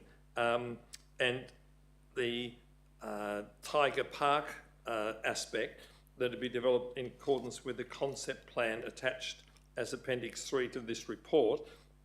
That development, I think, represents pretty much what was conveyed to us at the community consultation and the petition. And so I think that's not an unreasonable thing to have in there. So I'm just very hesitant to support the amendment at this point. Thank you, Councillor Betts. So you're speaking against the amendment? I'm hedging my bets a little bit. Okay, is there anyone speaking in favour of the amendment? Councillor Dewhurst, thank you. Oh, well, the fact is that the mover and the second live out that way. They got the ears of the community up there. I hear from people from time to time up there. I don't head out there unless I get a feed or anything like that. So, but it's yeah, I just you have to rely on those councillors that live out there that are making informed and good decisions for the city. So I've got no problems with that. So yeah, you live in there as well. Okay, so I'll sit back down. Thank you, Councillor Dewhurst. I'm going to be speaking against the amendment, not because I don't think it doesn't have merit, but I think a lot of things are already covered in there, and with $100,000 left over, I think we still have a lot of scope to find the solutions within that park. And I know this is very close to the Deputy Mayor's heart, that she has been advocating for more activation of public open space in the area, but it will come back to council that we can decide on where that goes as far as the extra 100,000, and we have opportunities to do that, and that this recommendation allows that in the current form, and that could still be spent at Tiger Park. So I think the staff have actually done an incredible amount of work on this. We started with one park and then we managed to work out a way to spread it out over 2 parks. So that was a good outcome for the Southern River area. And I think that we still have opportunity to get the activated space out there by proceeding, and then we've still got the 100,000 to work out where that's being spent, with the officers, with the CEO doing his report back to council on that. I think we've had 2 community consultations. I'm not sure how many people were at those consultations because unfortunately I wasn't able to be there, but I know there are a number of councillors there, and I know there's been time spent by all talking to people in the community, and I do realise that they do want an activated space, but I think that is achievable with $100,000. I'm not sure what we'd be building if we spent more than that, or what that wouldn't achieve from an activation space. So I'm happy to support I'm speaking against the amendment, and I'd be happy to support the officer's recommendation as it is. Thank you. Anyone speaking in favour of the amendment? Thank you. Councillor Deputy Mayor Williamson, would you like to close? Thank you. Yes, thank you, Madam Mayor. Councillors, as someone who lives in this area, I have lived here from the very first stage. I have seen this park be built. I know the area and I've seen what's happened there. I know many of the families and residents in this area. The problem with the parks we have there, the main neighbourhood park, is a lake. It has a bit of grass around the outside. you cannot put active recreation on a grade down to a lake. You then go across the road and you've got Tiger Park, which is primarily a bush reserve, which is full of tiger snakes, hence Tiger Park. The only flat area there is this square of park. The reason this park then came back to be chosen was because the original park, Aldenham Park, which is Flowerfield, is on a circle. The staff said, no, we will not have ball sports because the ball might go out onto the road. We can't have anything put flat there because there is retic that runs straight through the park. It's on a grade down because all the drainage is designed to come off the road across the park into pits. So as someone who's lived there and has seen this area, I am absolutely confident that that Tiger Park is the flat area that services more than 1,000 houses. I don't know how many families are in that area begging for some form of active recreation.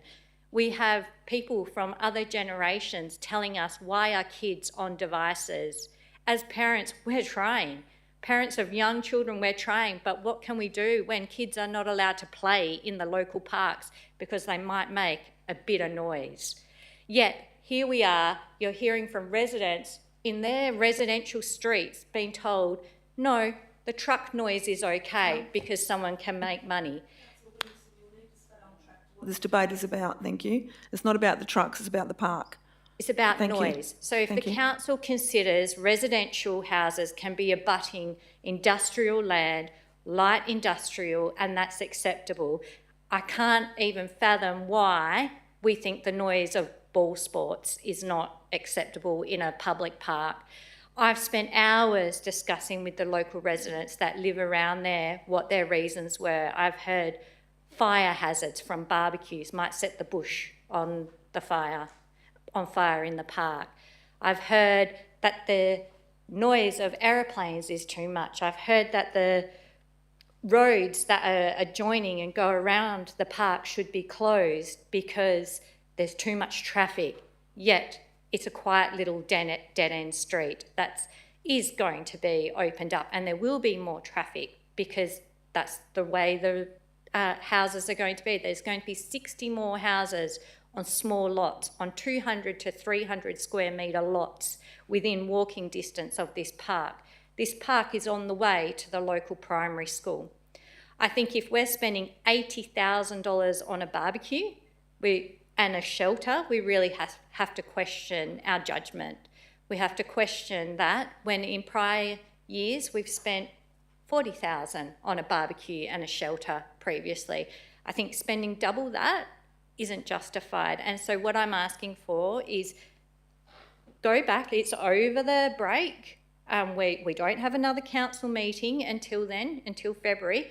Ask the staff to come back to us with a solution that wisely uses the council money and actually has an active sporting element, which is the element the community has been desperately asking for so long. So I ask for your support. Thank you. There's no further debate, so please cast your votes. Thank you on the amendment.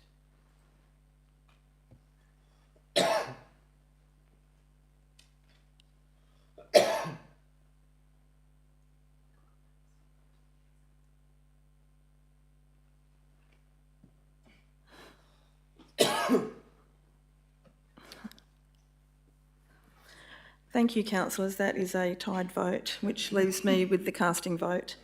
I'll cast my vote. Thank you. I'll add another casting vote. Are you right, Ian? The casting vote is I'm voting against the amendment. Thank you. Now go back to the original item and... Yes, it did. Yes. The amendment has not been carried. We now go back to the original item. Is there any further debate on the original item? Can I just ask... Oh, sorry, you've got a question. Go ahead. I just have a question to ask. There's nothing in this report that says that extra 100,000 couldn't still be spent in Tiger Circle, is there? That's right? So that could still be spent in Tiger Circle? Okay. I think that's all I have. You've got questions, Deputy Mayor? Thank you. Could I please make a request, or would it be possible for the Infrastructure Department to look at cheaper quotes for a shelter and park benching and the barbecue, whether we can come back as cheaper than 80,000? Thank you. Mr Glover? Thank you. Through you, Madam Mayor, it does always sound expensive these days when you're looking at public infrastructure, but in terms of the barbecue, it is the standard tried and true barbecue we use all across the city. There is a significant cost to provide electricity to that site because it currently doesn't have any. With respect to the shelters, the picnic bases, we could not put two in and put in a single shelter, which would obviously reduce the price. We also have the concrete footpath infrastructure that has to be installed as well. So it's a little different to a lot of other sites because many of the parks that we have in place that don't have barbecues, which we then receive a petition for, there actually is some existing infrastructure in place. So more often than not, we're able to get them in very reasonably. Once again, the same barbecue that we're proposing to install here. We always look to try and get the very lowest price we can and save as much money as we can, but I wouldn't anticipate we can reduce it by much unless we actually start reducing the infrastructure we're installing. Follow-up question, thank you. Thank you. Would it be cheaper to install the barbecue at Aldenham Park when the construction of the playground is going ahead, as there's already power there? Thank you for your question, Mr Glover. Thank you. Through you, Madam Mayor, I couldn't tell you off the top of my head. I would imagine because there is already power there, then there would be saving of something around about $15,000 in terms of the actual power connection. Follow-up question? Could I please clarify that the original petition was for a barbecue at either Tiger Park or Aldenham Park? Thank you, Deputy Mayor. Through you, Madam Mayor, yes it was. Thank you. Any further questions? Any further questions, anyone? Thank you. Thank you, Deputy Mayor. Is there anything prohibiting the city from installing the barbecue and picnic shelter where the playground will be at Aldenham? Thank you for your question. And Director Glover, thank you. Through you, Madam Mayor, I seem to recollect that was one of the original plans we put to Council, so in terms of concept, it already exists. I suppose the only difficulty is we've gone out to the community and sought their comment on a barbecue at Tiger. Thank you. Follow-up question, thank you. Would it be correct in saying that Aldenham Park is direct walk down to Tiger Park? Thank you. Did you want to just do another amendment, Deputy Mayor, for this, for the barbecue to go to Aldenham? Yes, you can. Thank you, yes. Thank you. Yes. Could I please do another amendment?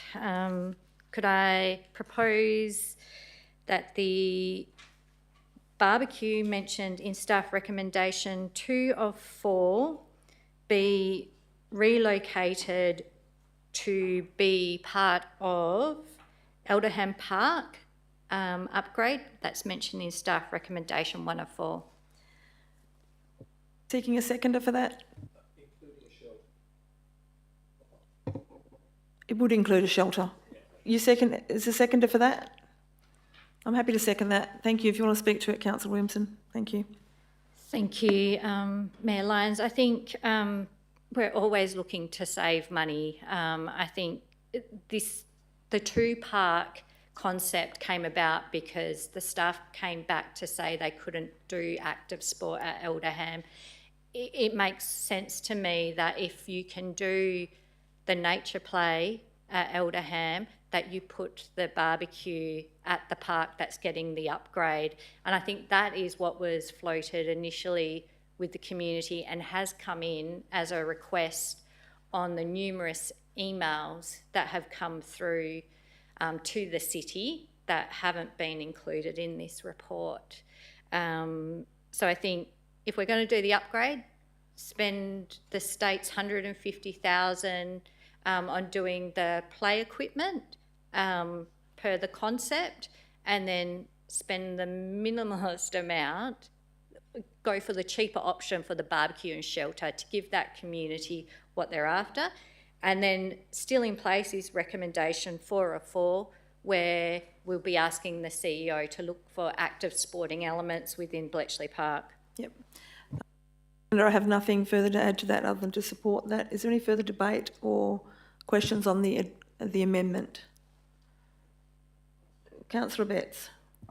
I actually like the amendments and speak in favour of it, because having the nature playground there, it lends itself to parents or family outings, having a barbecue while the kids are playing on the playground, more so than barbecue tucked away in the corner of Tigers Park. So I speak in support of that amendment. Thank you, Councillor Betts. Is there any further debate or questions on the amendment? Councillor Mason, thank you. I'm speaking for the amendment. For the amendment. Knowing these parks quite personally, reiterating what Councillor Betts has said, having a barbecue at this park will provide a heightened state of activation, remove the capacity for damage as well as antisocial behaviour to that area of the barbecue. So I'm in favour of the amendment, moving that barbecue, because it has a greater, I think it will have a greater impact and capacity for the residents in the area. Councillor Mason, if there's no further questions or debate on the amendment, Councillor Deputy Mayor Williamson, would you like to close on the amendment? Yes, I'd just like to ask councillors to support the amendment and go for the one park upgrade, and then the CEO can come back to us with an activation option within that vicinity of Bletchley Park. Thank you. Councillors, if you please cast your vote on the amendment.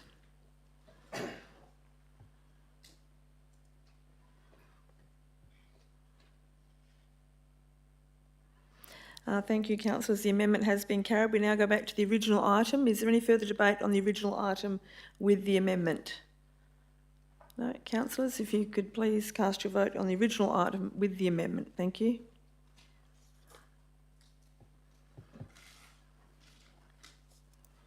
Thank you. That has been carried.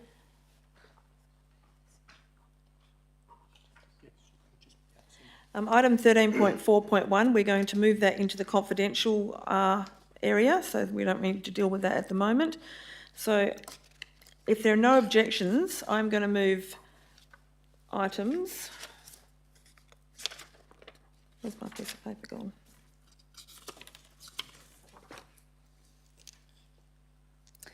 Uh, 13.5.1, the financial activity statement, 13.5.2, 13.5.3, and 13.5.4, 13.5.5 and 13.5.6 altogether.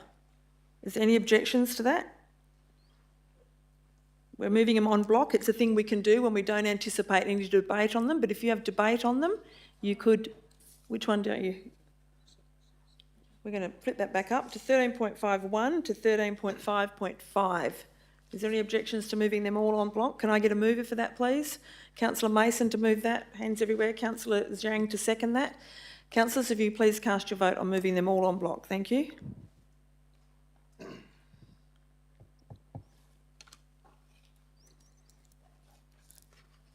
Thank you. That has been carried. We now move on to 13.5.6, the tender for 2024-2025 supply of mobile rubbish bins. Can I get a mover for this, please? Councillor Islam to move this. Councillor Sajjad to second this. Is there any debate on this, councillors? Councillor Williamson, thank you.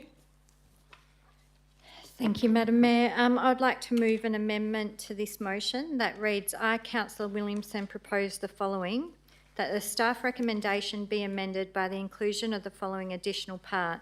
that Council requests the CEO to consider the implications of offering residents a 360 litre recycling bin on request as part of the development of the City's Strategic Waste Management Plan for the following reason. With the increase of online shopping, many homes have a lot more cardboard packaging. It would be good if they could recycle this packaging rather than put it in the general waste. Many local governments will provide residents with a 360 litre recycling bin on request. The City should consider the implications of offering this option to our City residents. I am advised that the City is developing a strategic waste management plan, so now is an ideal time to explore this option. Councillor Betts is happy to second that, apparently. Did you have any further debate or further on that, Councillor?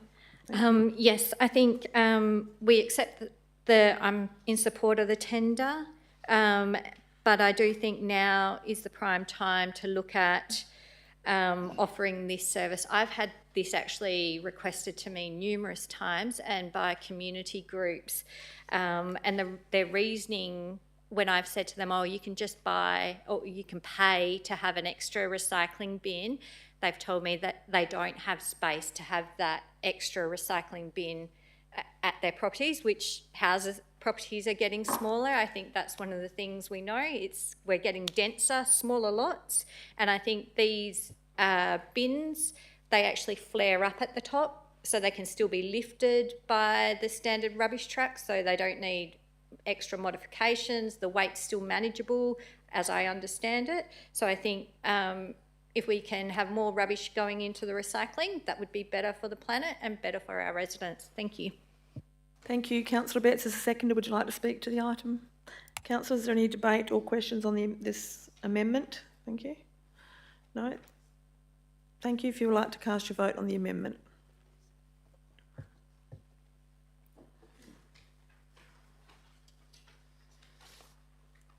Thank you. We now that has been carried. We'll put the amendment back with the original item, which is 13.5.6. Any further debate on that original item, councillors?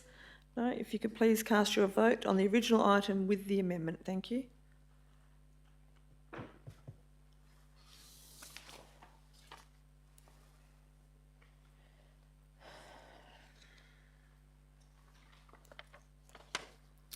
Thank you. That has been carried. I just have to ask the CEO something once.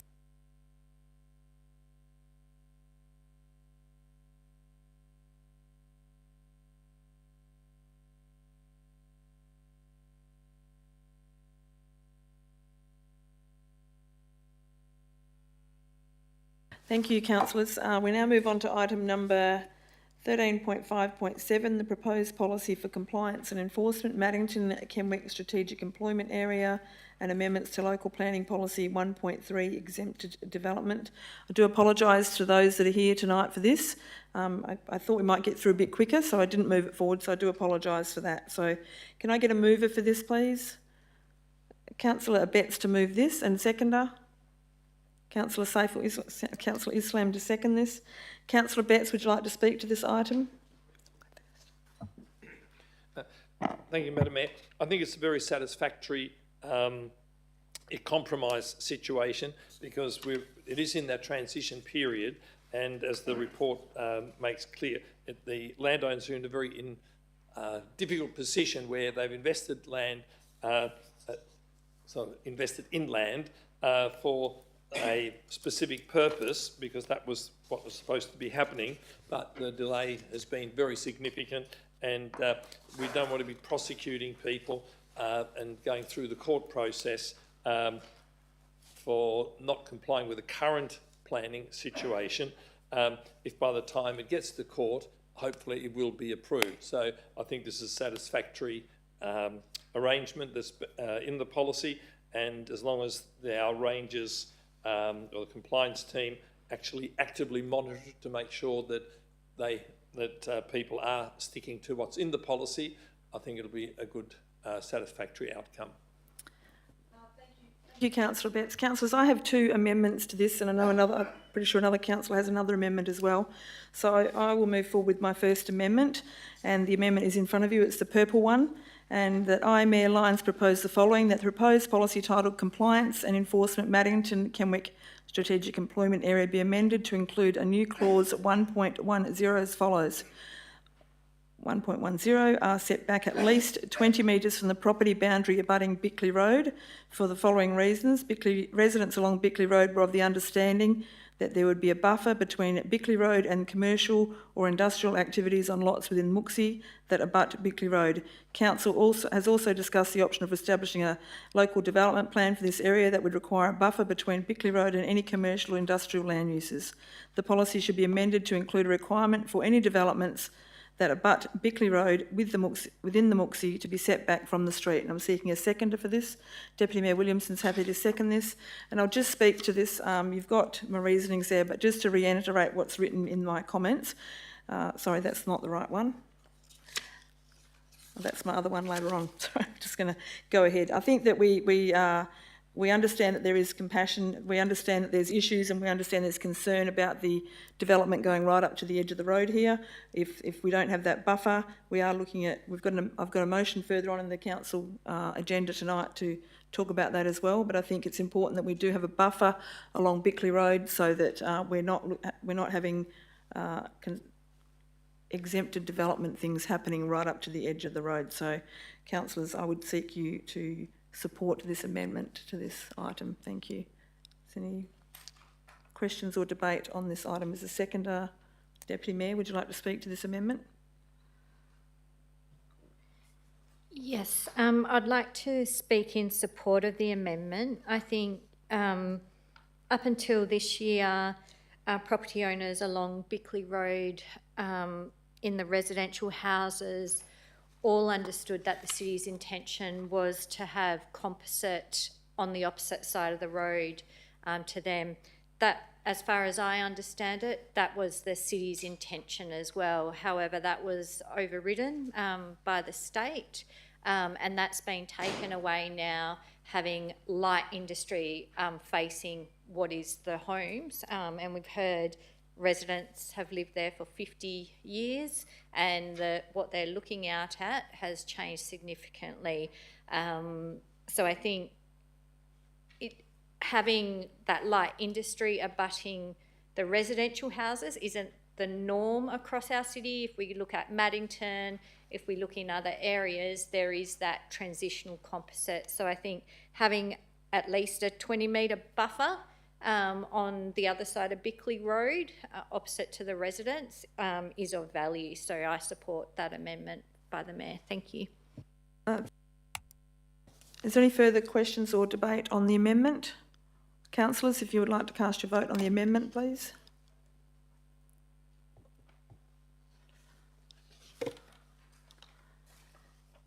Thank you. That has been carried.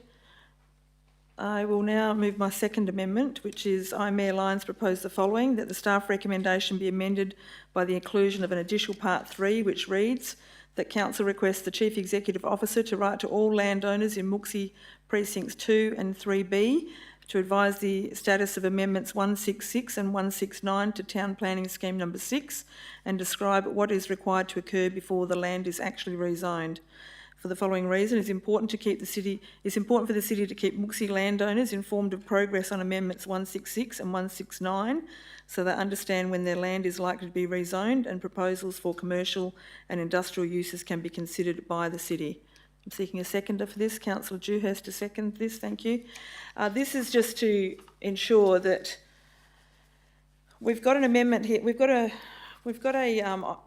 policy here that we're looking at that will exempt development applications for a number of things, not permanent things, but we need to have the landowners be aware that that's not permanent and that there is a long time in process before this might actually get to a time where it could be rezoned. It could be a short time, but it might be years. So I think it's fair to make sure that all of the Mooksy landowners know this is not going to happen overnight, and also to keep them informed of the timeframes that they could be facing here. It's not a quick thing. It's a long way off. So I think we need to make sure that they're aware of that, and that's why I've put this amendment up to the motion to make sure that they are all aware of the timeframes that they face. Seconder, Councillor Dewhurst, would you like to speak to this item? Would anybody else like to speak to this amendment? Deputy Mayor, Councillor Williamson. Thank you. I just have a question in relation to the amendments 166 and 169. What is the expected timeframes? That is the big question, isn't it? Thank you. We could only go on what happened in Mooksy 1, and that took many years, but I'll let the CEO explain that one. Thank you. We understand, and I'm not sure we've heard it directly, but that the government isn't going to make a decision on the rezoning until the issue of the judicial review is resolved one way or another. And the directions hearing for the judicial review has been effectively postponed twice now. We don't know when that will be heard. So it is almost impossible to say. Follow-up question, thank you. Thank you. So once the amendments, if the amendments are approved for 166, 169, what will be the difference between the transitional provisions that we're considering tonight and what will be the ultimate? Thank you. The Director for Planning will respond to that question. Thank you, Madam Mayor. Once the rezoning takes place to business development, a structure plan will be approved over the land, and that will guide development. There will be permanent development. So that policy will then fall away because we would be expecting permanent development to occur in the area.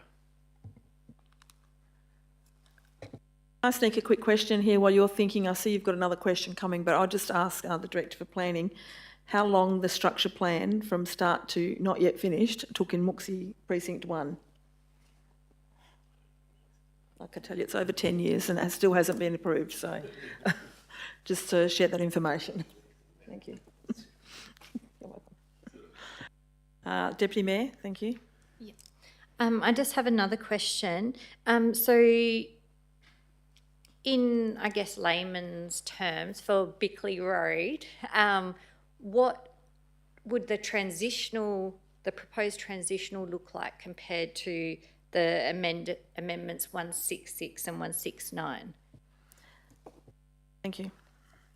Thank you, Madam Mayor. So what the transitional arrangements may look like is some temporary storage of containers or things like that don't have any permanent buildings associated with them.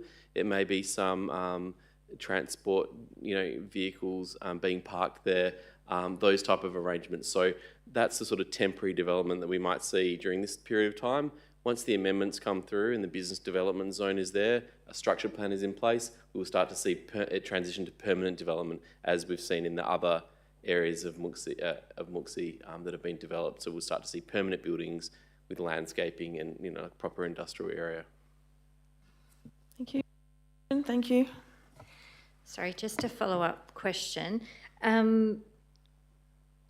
This amendment is sending a letter to the landowners within Precinct 2 and 3B. Would it also be possible to send a letter to the residents on those surrounding streets so they know that same information? Yes, that would be fine. Any other questions on this, councillors? Okay, councillors, if you'd like to cast your vote on the amendment, thank you.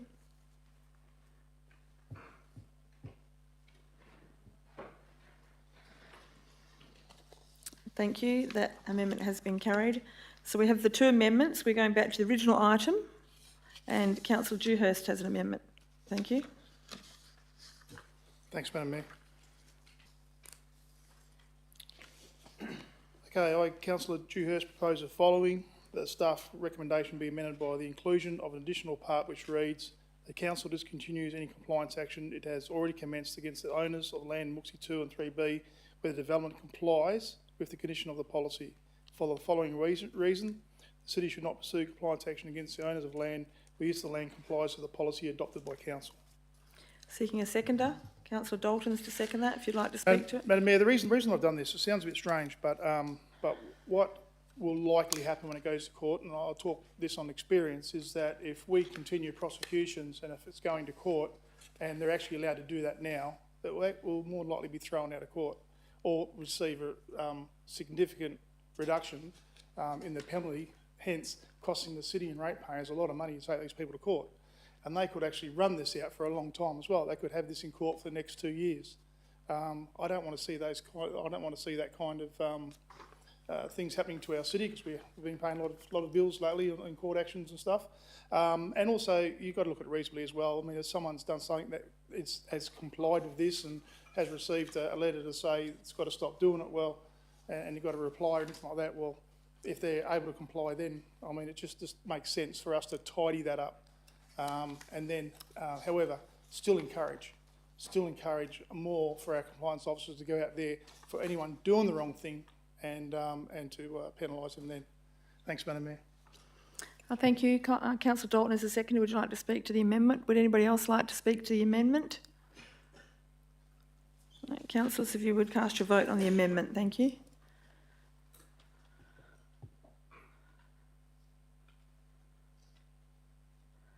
Thank you. That has been carried.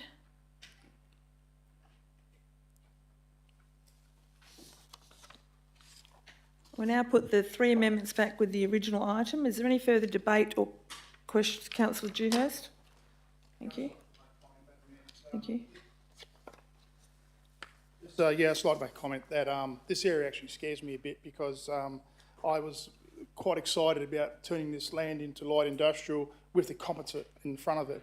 And I thought it'd be absolutely beautiful, nice green grasses going on the houses and then going in composite behind it. And the fact is that we weren't allowed to do it. The state said, no, you can't do it. Which, you know, if I lived on Bickley Road there, that would absolutely break my heart. Then what recently has been happening is, what does concern me is that you've got people there who have bought blocks who are not allowed to do anything with them. So you either can't do anything that's industrial, and realistically they can't do anything that's rural either, because a number of them have said, well, I'll put up a 1,000 square metre shed. And we're saying, well, we don't really want you to do that, because, and I don't want them doing that either, because I don't want people on Bickley Road looking out onto a big tin 1,000 square metre shed, which they could, you know, quite possibly do, and, you know, because it's still rural, and you can do that under rural premises, under rural lots.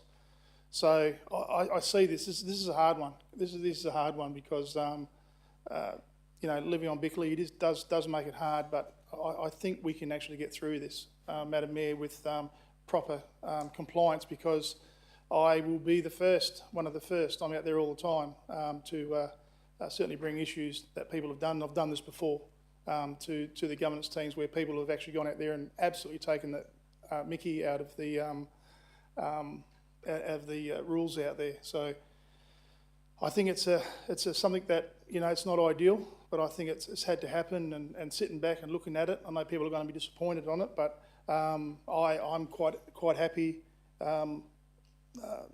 to go out and on Friday and talk to the people on 14 to find out what they're trying to do with these people, you know, try and do that part of their land. So, you know, I don't want to see trucks parked right there across the road there, but, you know, but maybe they can do something else. And it's just all part of working with people, and that's what I encourage us all to do.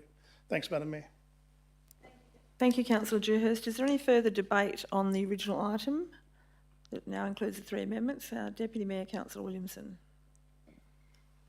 Thank you, Madam Mayor. I have thought a lot about this. I actually just want to ask a question about not having development applications.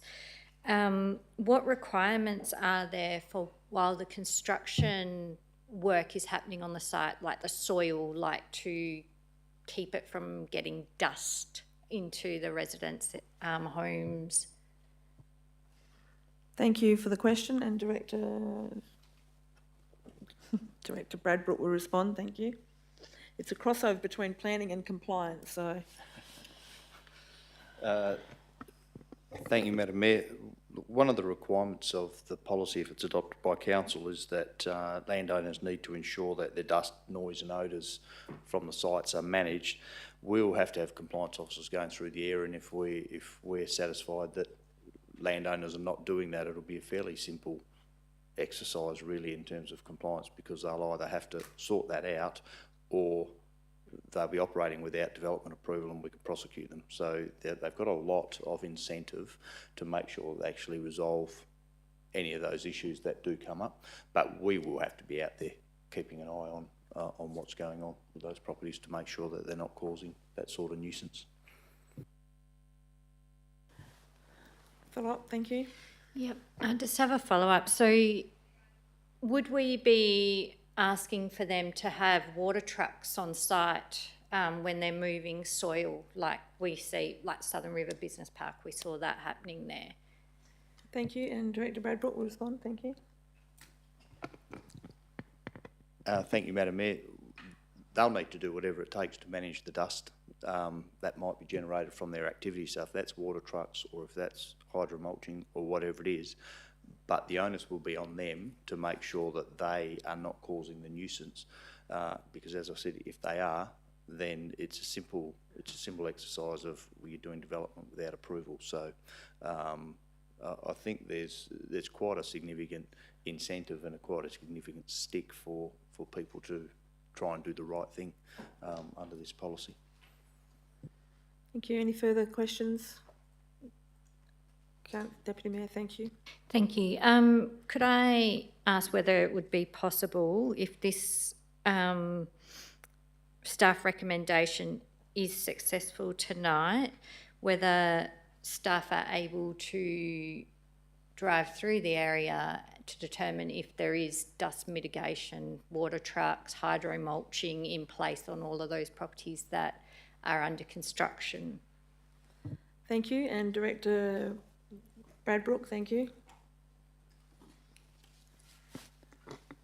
Madam Mayor, we'll have to have staff going through there on an ongoing basis. I don't think it's going to be a one-off inspection to see what people are doing at the moment, because this is going to be ongoing for some time until the scheme amendments come through and council can actually consider some proper development applications. Okay. Another question? I'm actually going to speak against the staff recommendation. So while I understand no one has a crystal ball, I think I've said that before tonight, and we've heard it's 10 plus years for Mooksy Precinct 1 for the structure plan to still be going through there. We've got legal action happening. This could take a very long time. There's discrepancies in the mapped environmental areas between what's in our system as mapped environmental areas and with what's come back in from the federal through the Minister's Amendment that we put through in February this year. They have some different areas mapped as environmental. I think whenever a development application comes in, staff do a really thorough job examining all the reports to determine whether, one, the construction on the site is going to be carried out appropriately and that there are the mitigation measures there to reduce the impacts. And two, they then look at what the development is going to be and how it will operate in the long term. So I think without having development, the ability to assess this, it means who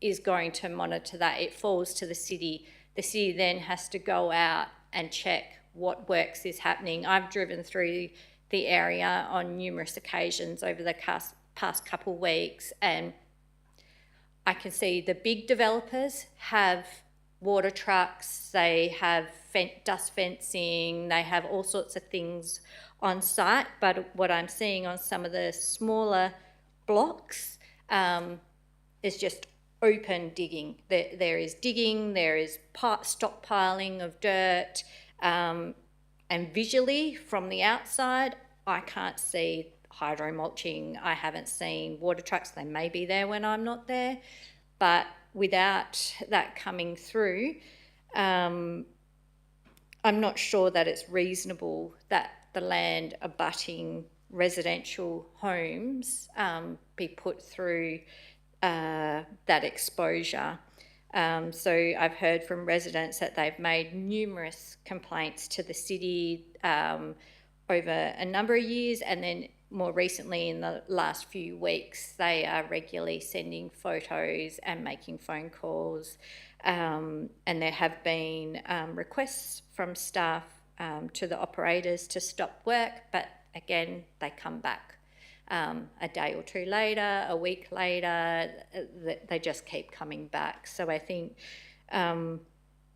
if this is going to be an ongoing thing for potentially years, I wouldn't like to see more lots be put into this transitional. I think the big developers have been holding off on the rural lots. They've been holding off until there is approval.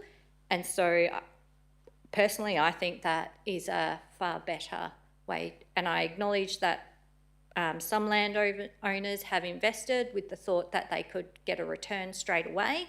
But I think when there's that uncertainty, we've seen this has gone on for decades already.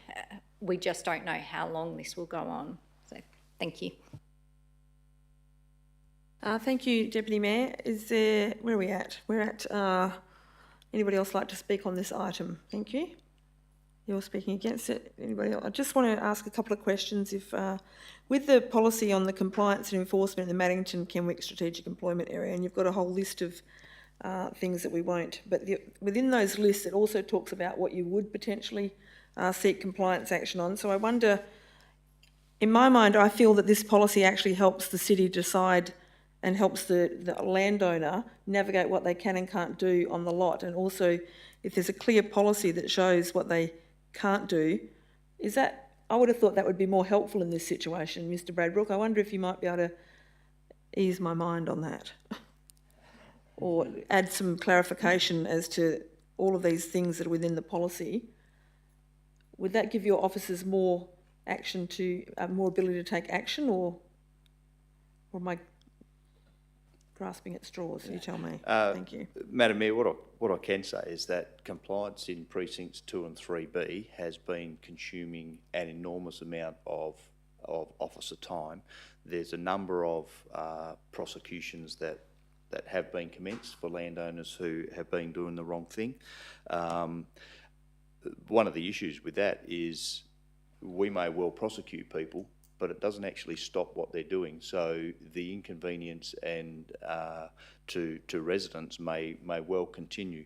What this policy does is give landowners some certainty about things that they can do to get some sort of a return on their land on an interim basis, but it also does make it fairly clear for us that that is what council has said it will tolerate, so that we know when people go beyond that, that we should absolutely be taking compliance action on those things, because at the moment there's some very differing views expressed to us about when we should and when we should not be taking compliance action, and some direction is really required so that we can actually deal with that area more effectively than we have. Thank you. I just have another question for the mapping, because I know the Deputy Mayor talked about the differences in the mappings. I would have thought that the state government mapping would outrule ours.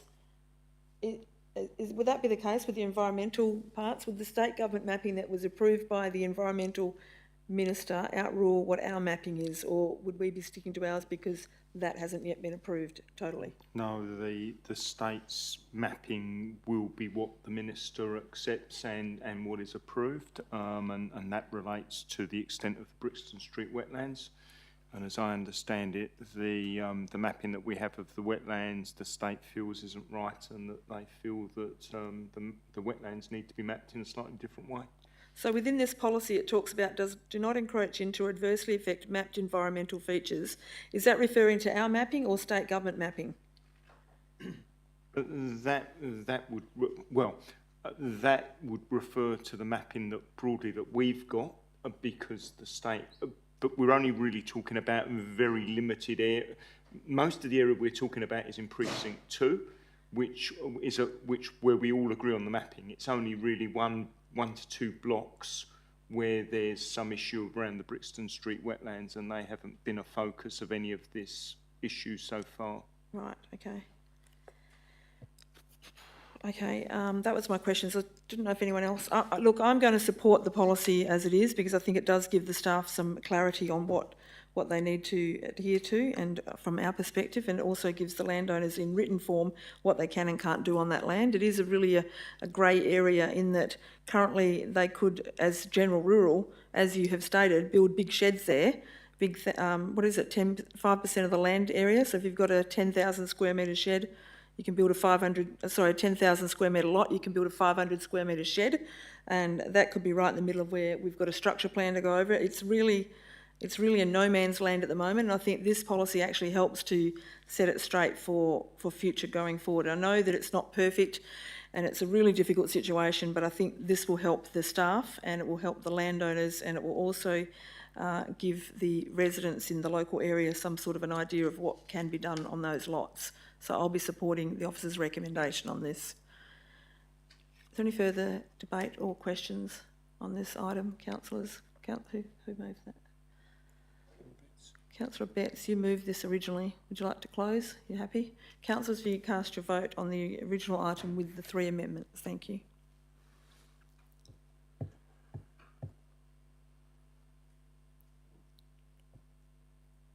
Thank you, that has been carried. We now move on to item number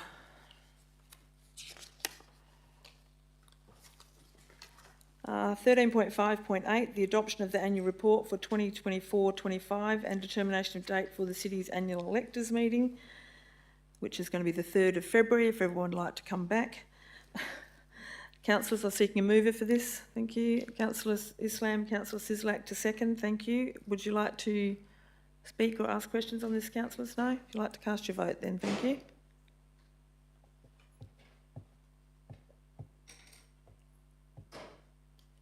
Thank you, that has been carried. We'll now move on to items of which previous notice has been given, which is item number 14.1, the amendments to the local government elections provision, which I will be moving this item, and you've got it all written in front of you for what it is. So I'm happy to have a little read of it. That I, Mayor Lyons, that Council endorses the position that endorses a position that any move to introduce 4-year elected terms should include a transitional arrangement with the councils elected in 2027, serving a 2-year term, and a full spill occurring in 2029. That was 1. And number 2 is opposes the introduction of compulsory voting for local government elections due to the cost burden it will place on residents and ratepayers and the increased likelihood of party political involvement in local government. And 3, requests the CEO to prepare an advocacy position that reflects and supports council's endorsed positions on both matters, and 4, authorises the Mayor to write to the Minister for Local Government outlining councillors' endorsed positions. And there are comments within there that you would have, but I'm seeking a seconder on this motion. Thank you, Councillor Betts, and I would like to speak to this motion. And it's a little bit lengthy, and I'm going to take a drink of water because my mouth is getting reasonably dry here. Okay, the Minister for Local Government has on a number of occasions indicated that a complete spill is being actively considered. There has also been discussion, not yet formal but clearly on the table, that this could occur as early as 2027. That is why this motion matters. We are not reacting after a decision is made. We're being proactive and making our position clear to the Minister now. It is also important to acknowledge that the previous council voted in support of a complete spill, and that to date that position has not changed. The issue is not the concept, it's the fairness and transparency of the transition. If candidates running in 2025, we're clearly told they were nominating for a 2-year term as part of a transition, my position would be quite different. That would be transparent and upfront, and everyone would know what they were getting into. What would be unfair is asking people to campaign on a reasonable expectation of a 4-year mandate, only to have that term shortened after the election. That undermines trust in the democratic process and moves the goalposts after the vote. My understanding is that there is also potential for compulsory voting to be introduced, and we need to be clear-eyed about the consequences of this. Experiences on the East Coast show that compulsory voting at local government level is closely linked with increased party political involvement. When voting is compulsory, more disengaged voters turn up, and political parties are well placed to fill that space through branding, how to vote cards, funding and coordinated campaigns. The result is fewer independents, more party-aligned councillors, more politicised councils, and local issues being filtered through party agendas rather than community needs. This also increases the cost of running elections. There's also been discussion at state level about voter fatigue, and I understand that concern, but I do not accept that voter fatigue is a significant issue in our local government or in local government. Our turnout in the most recent elections was consistent with previous years and consistent with other councils. There was no significant drop-off. In actual fact, I think we might have increased a smidgen, just a smidgen. Our communities are capable of engaging and we should not underestimate them. The final issue I want to raise that is in previous years we have regularly seen councillors from the City of Gosnells and other local government other local governments nominate for state and federal seats. And if they are elected, they are required to resign from council, which could trigger a by-election, and this would be another significant cost to local governments. If state and local governments were held in the same year, the need for by-elections could be reduced. Holding elections 2 years apart will almost certainly increase the number of by-elections and increase the cost for councils. Councillors, I ask for your support in this motion. It supports a fair and transitional spill and says no to compulsory voting. Thank you. The seconder was Councillor Betts. Would you like to speak to this item? Thanks. Would anybody else like to speak to this item or ask questions or debate this item? No? Thank you, councillors. If you could please cast your vote.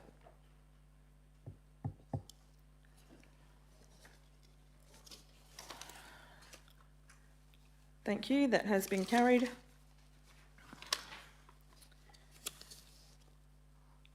We'll now move on to 14.2, the request to include increased setbacks and significant vegetative buffers in future local development plans for the light industrial area land fronting Bickley Road in the Mooksy.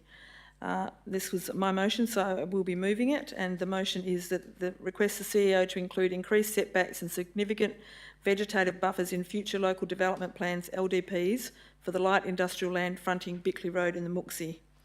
So you can see what my comments are, that the city proposes Mooksy lots fronting Bickley Road be zoned composite light industry, and the city proposed that the Mooksy lots fronting Bickley Road be zoned composite light industry. This would have retained houses at the front of those lots with light industrial development set back behind the residents, a significant distance from the residential properties on the other side of Bickley Road. The WAPC required the city to change this proposed zoning from composite light industry to light industry. The Commission indicated that the composite zoning was no longer part of the model scheme text and that light industry would, we've heard this earlier tonight, but I will just reiterate, would provide an effective buffer between the residential lots and the industrial lots across the majority of the Mooksy. The WAPC decision effectively means that the significant buffer between Bickley Road residents and industrial development proposed by the city has been lost. In response, the city proposed that LDPs be established to guide development on these lots. The LDPs are able to regulate development and minimise some of the negative impacts of light industry development on Bickley Road residents. So I just wanted to seek a second on this motion, please. Thank you, Deputy Mayor Williamson. And I just wanted to reiterate what's written in the comments. Residents, it's unfortunate that they've left, but anyway, they may find out about this. We'll send it if it gets passed. Residents along Bickley Road have always understood that this area would transition. At the same time, anyone purchasing land in a light industry development area would reasonably expect some form of interface with residential properties. The issue here isn't whether an interface exists, it's how well that interface is designed. Earlier planning work tried to manage that transition through a composite approach, and that option is no longer available to us. That decision wasn't made by council, but it does mean we now have to be very deliberate about how light industry meets existing homes. When we talk about amenity, we're talking about everyday impacts, visual, bulk, loss of outlook, noise, lighting, dust, and the cumulative effect of industrial activity directly opposite established residents. Those impacts are already heightened by the use of Bickley Road as an industrial access route. With the composite option removed, local development plans are now the main tool to manage these impacts. Setbacks and meaningful vegetative buffers are a standard planning response. They don't stop development, but they do make the interface work better for everyone. I'm not trying to lock in an exact outcome tonight. While a 3 metre vegetative buffer is currently required, I would expect officers to consider something more substantial, around 6 metres, to allow for proper tree planting, canopy replacement and genuine separation, particularly given the expected level of tree loss across the sites. We've seen elsewhere in the city what happens when interfaces aren't handled well, and this motion is about learning from the experiences and making sure amenity is properly considered from the start. And councillors, I ask you to support this motion. Thank you. And the seconder was Deputy Mayor. Would you like to speak to this? Thank you. Thank you, Madam Mayor. I fully support this motion. I think it's very, very wise. I think it needs to get that outcome for the residents there and also get a good outcome for the city overall. I think we've seen what some of the industrial development can look like along Kelvin Road. They do have vegetation, they do have good gardens. I think that's what quality we expect to see through the whole precinct. Good quality development, and we do need canopy. Even though the trees have been lost, more trees can be planted and grow for future generations. So well done. Thank you. Thank you, Deputy Mayor. Is there any further debate or questions on this motion? Thank you. Councillors, if you'd like to cast your vote, thank you.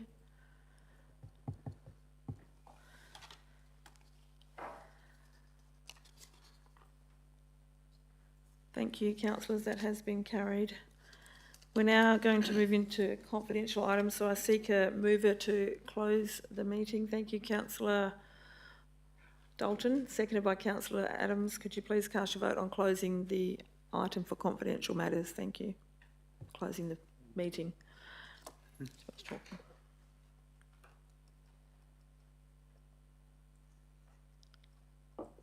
everybody want to vote?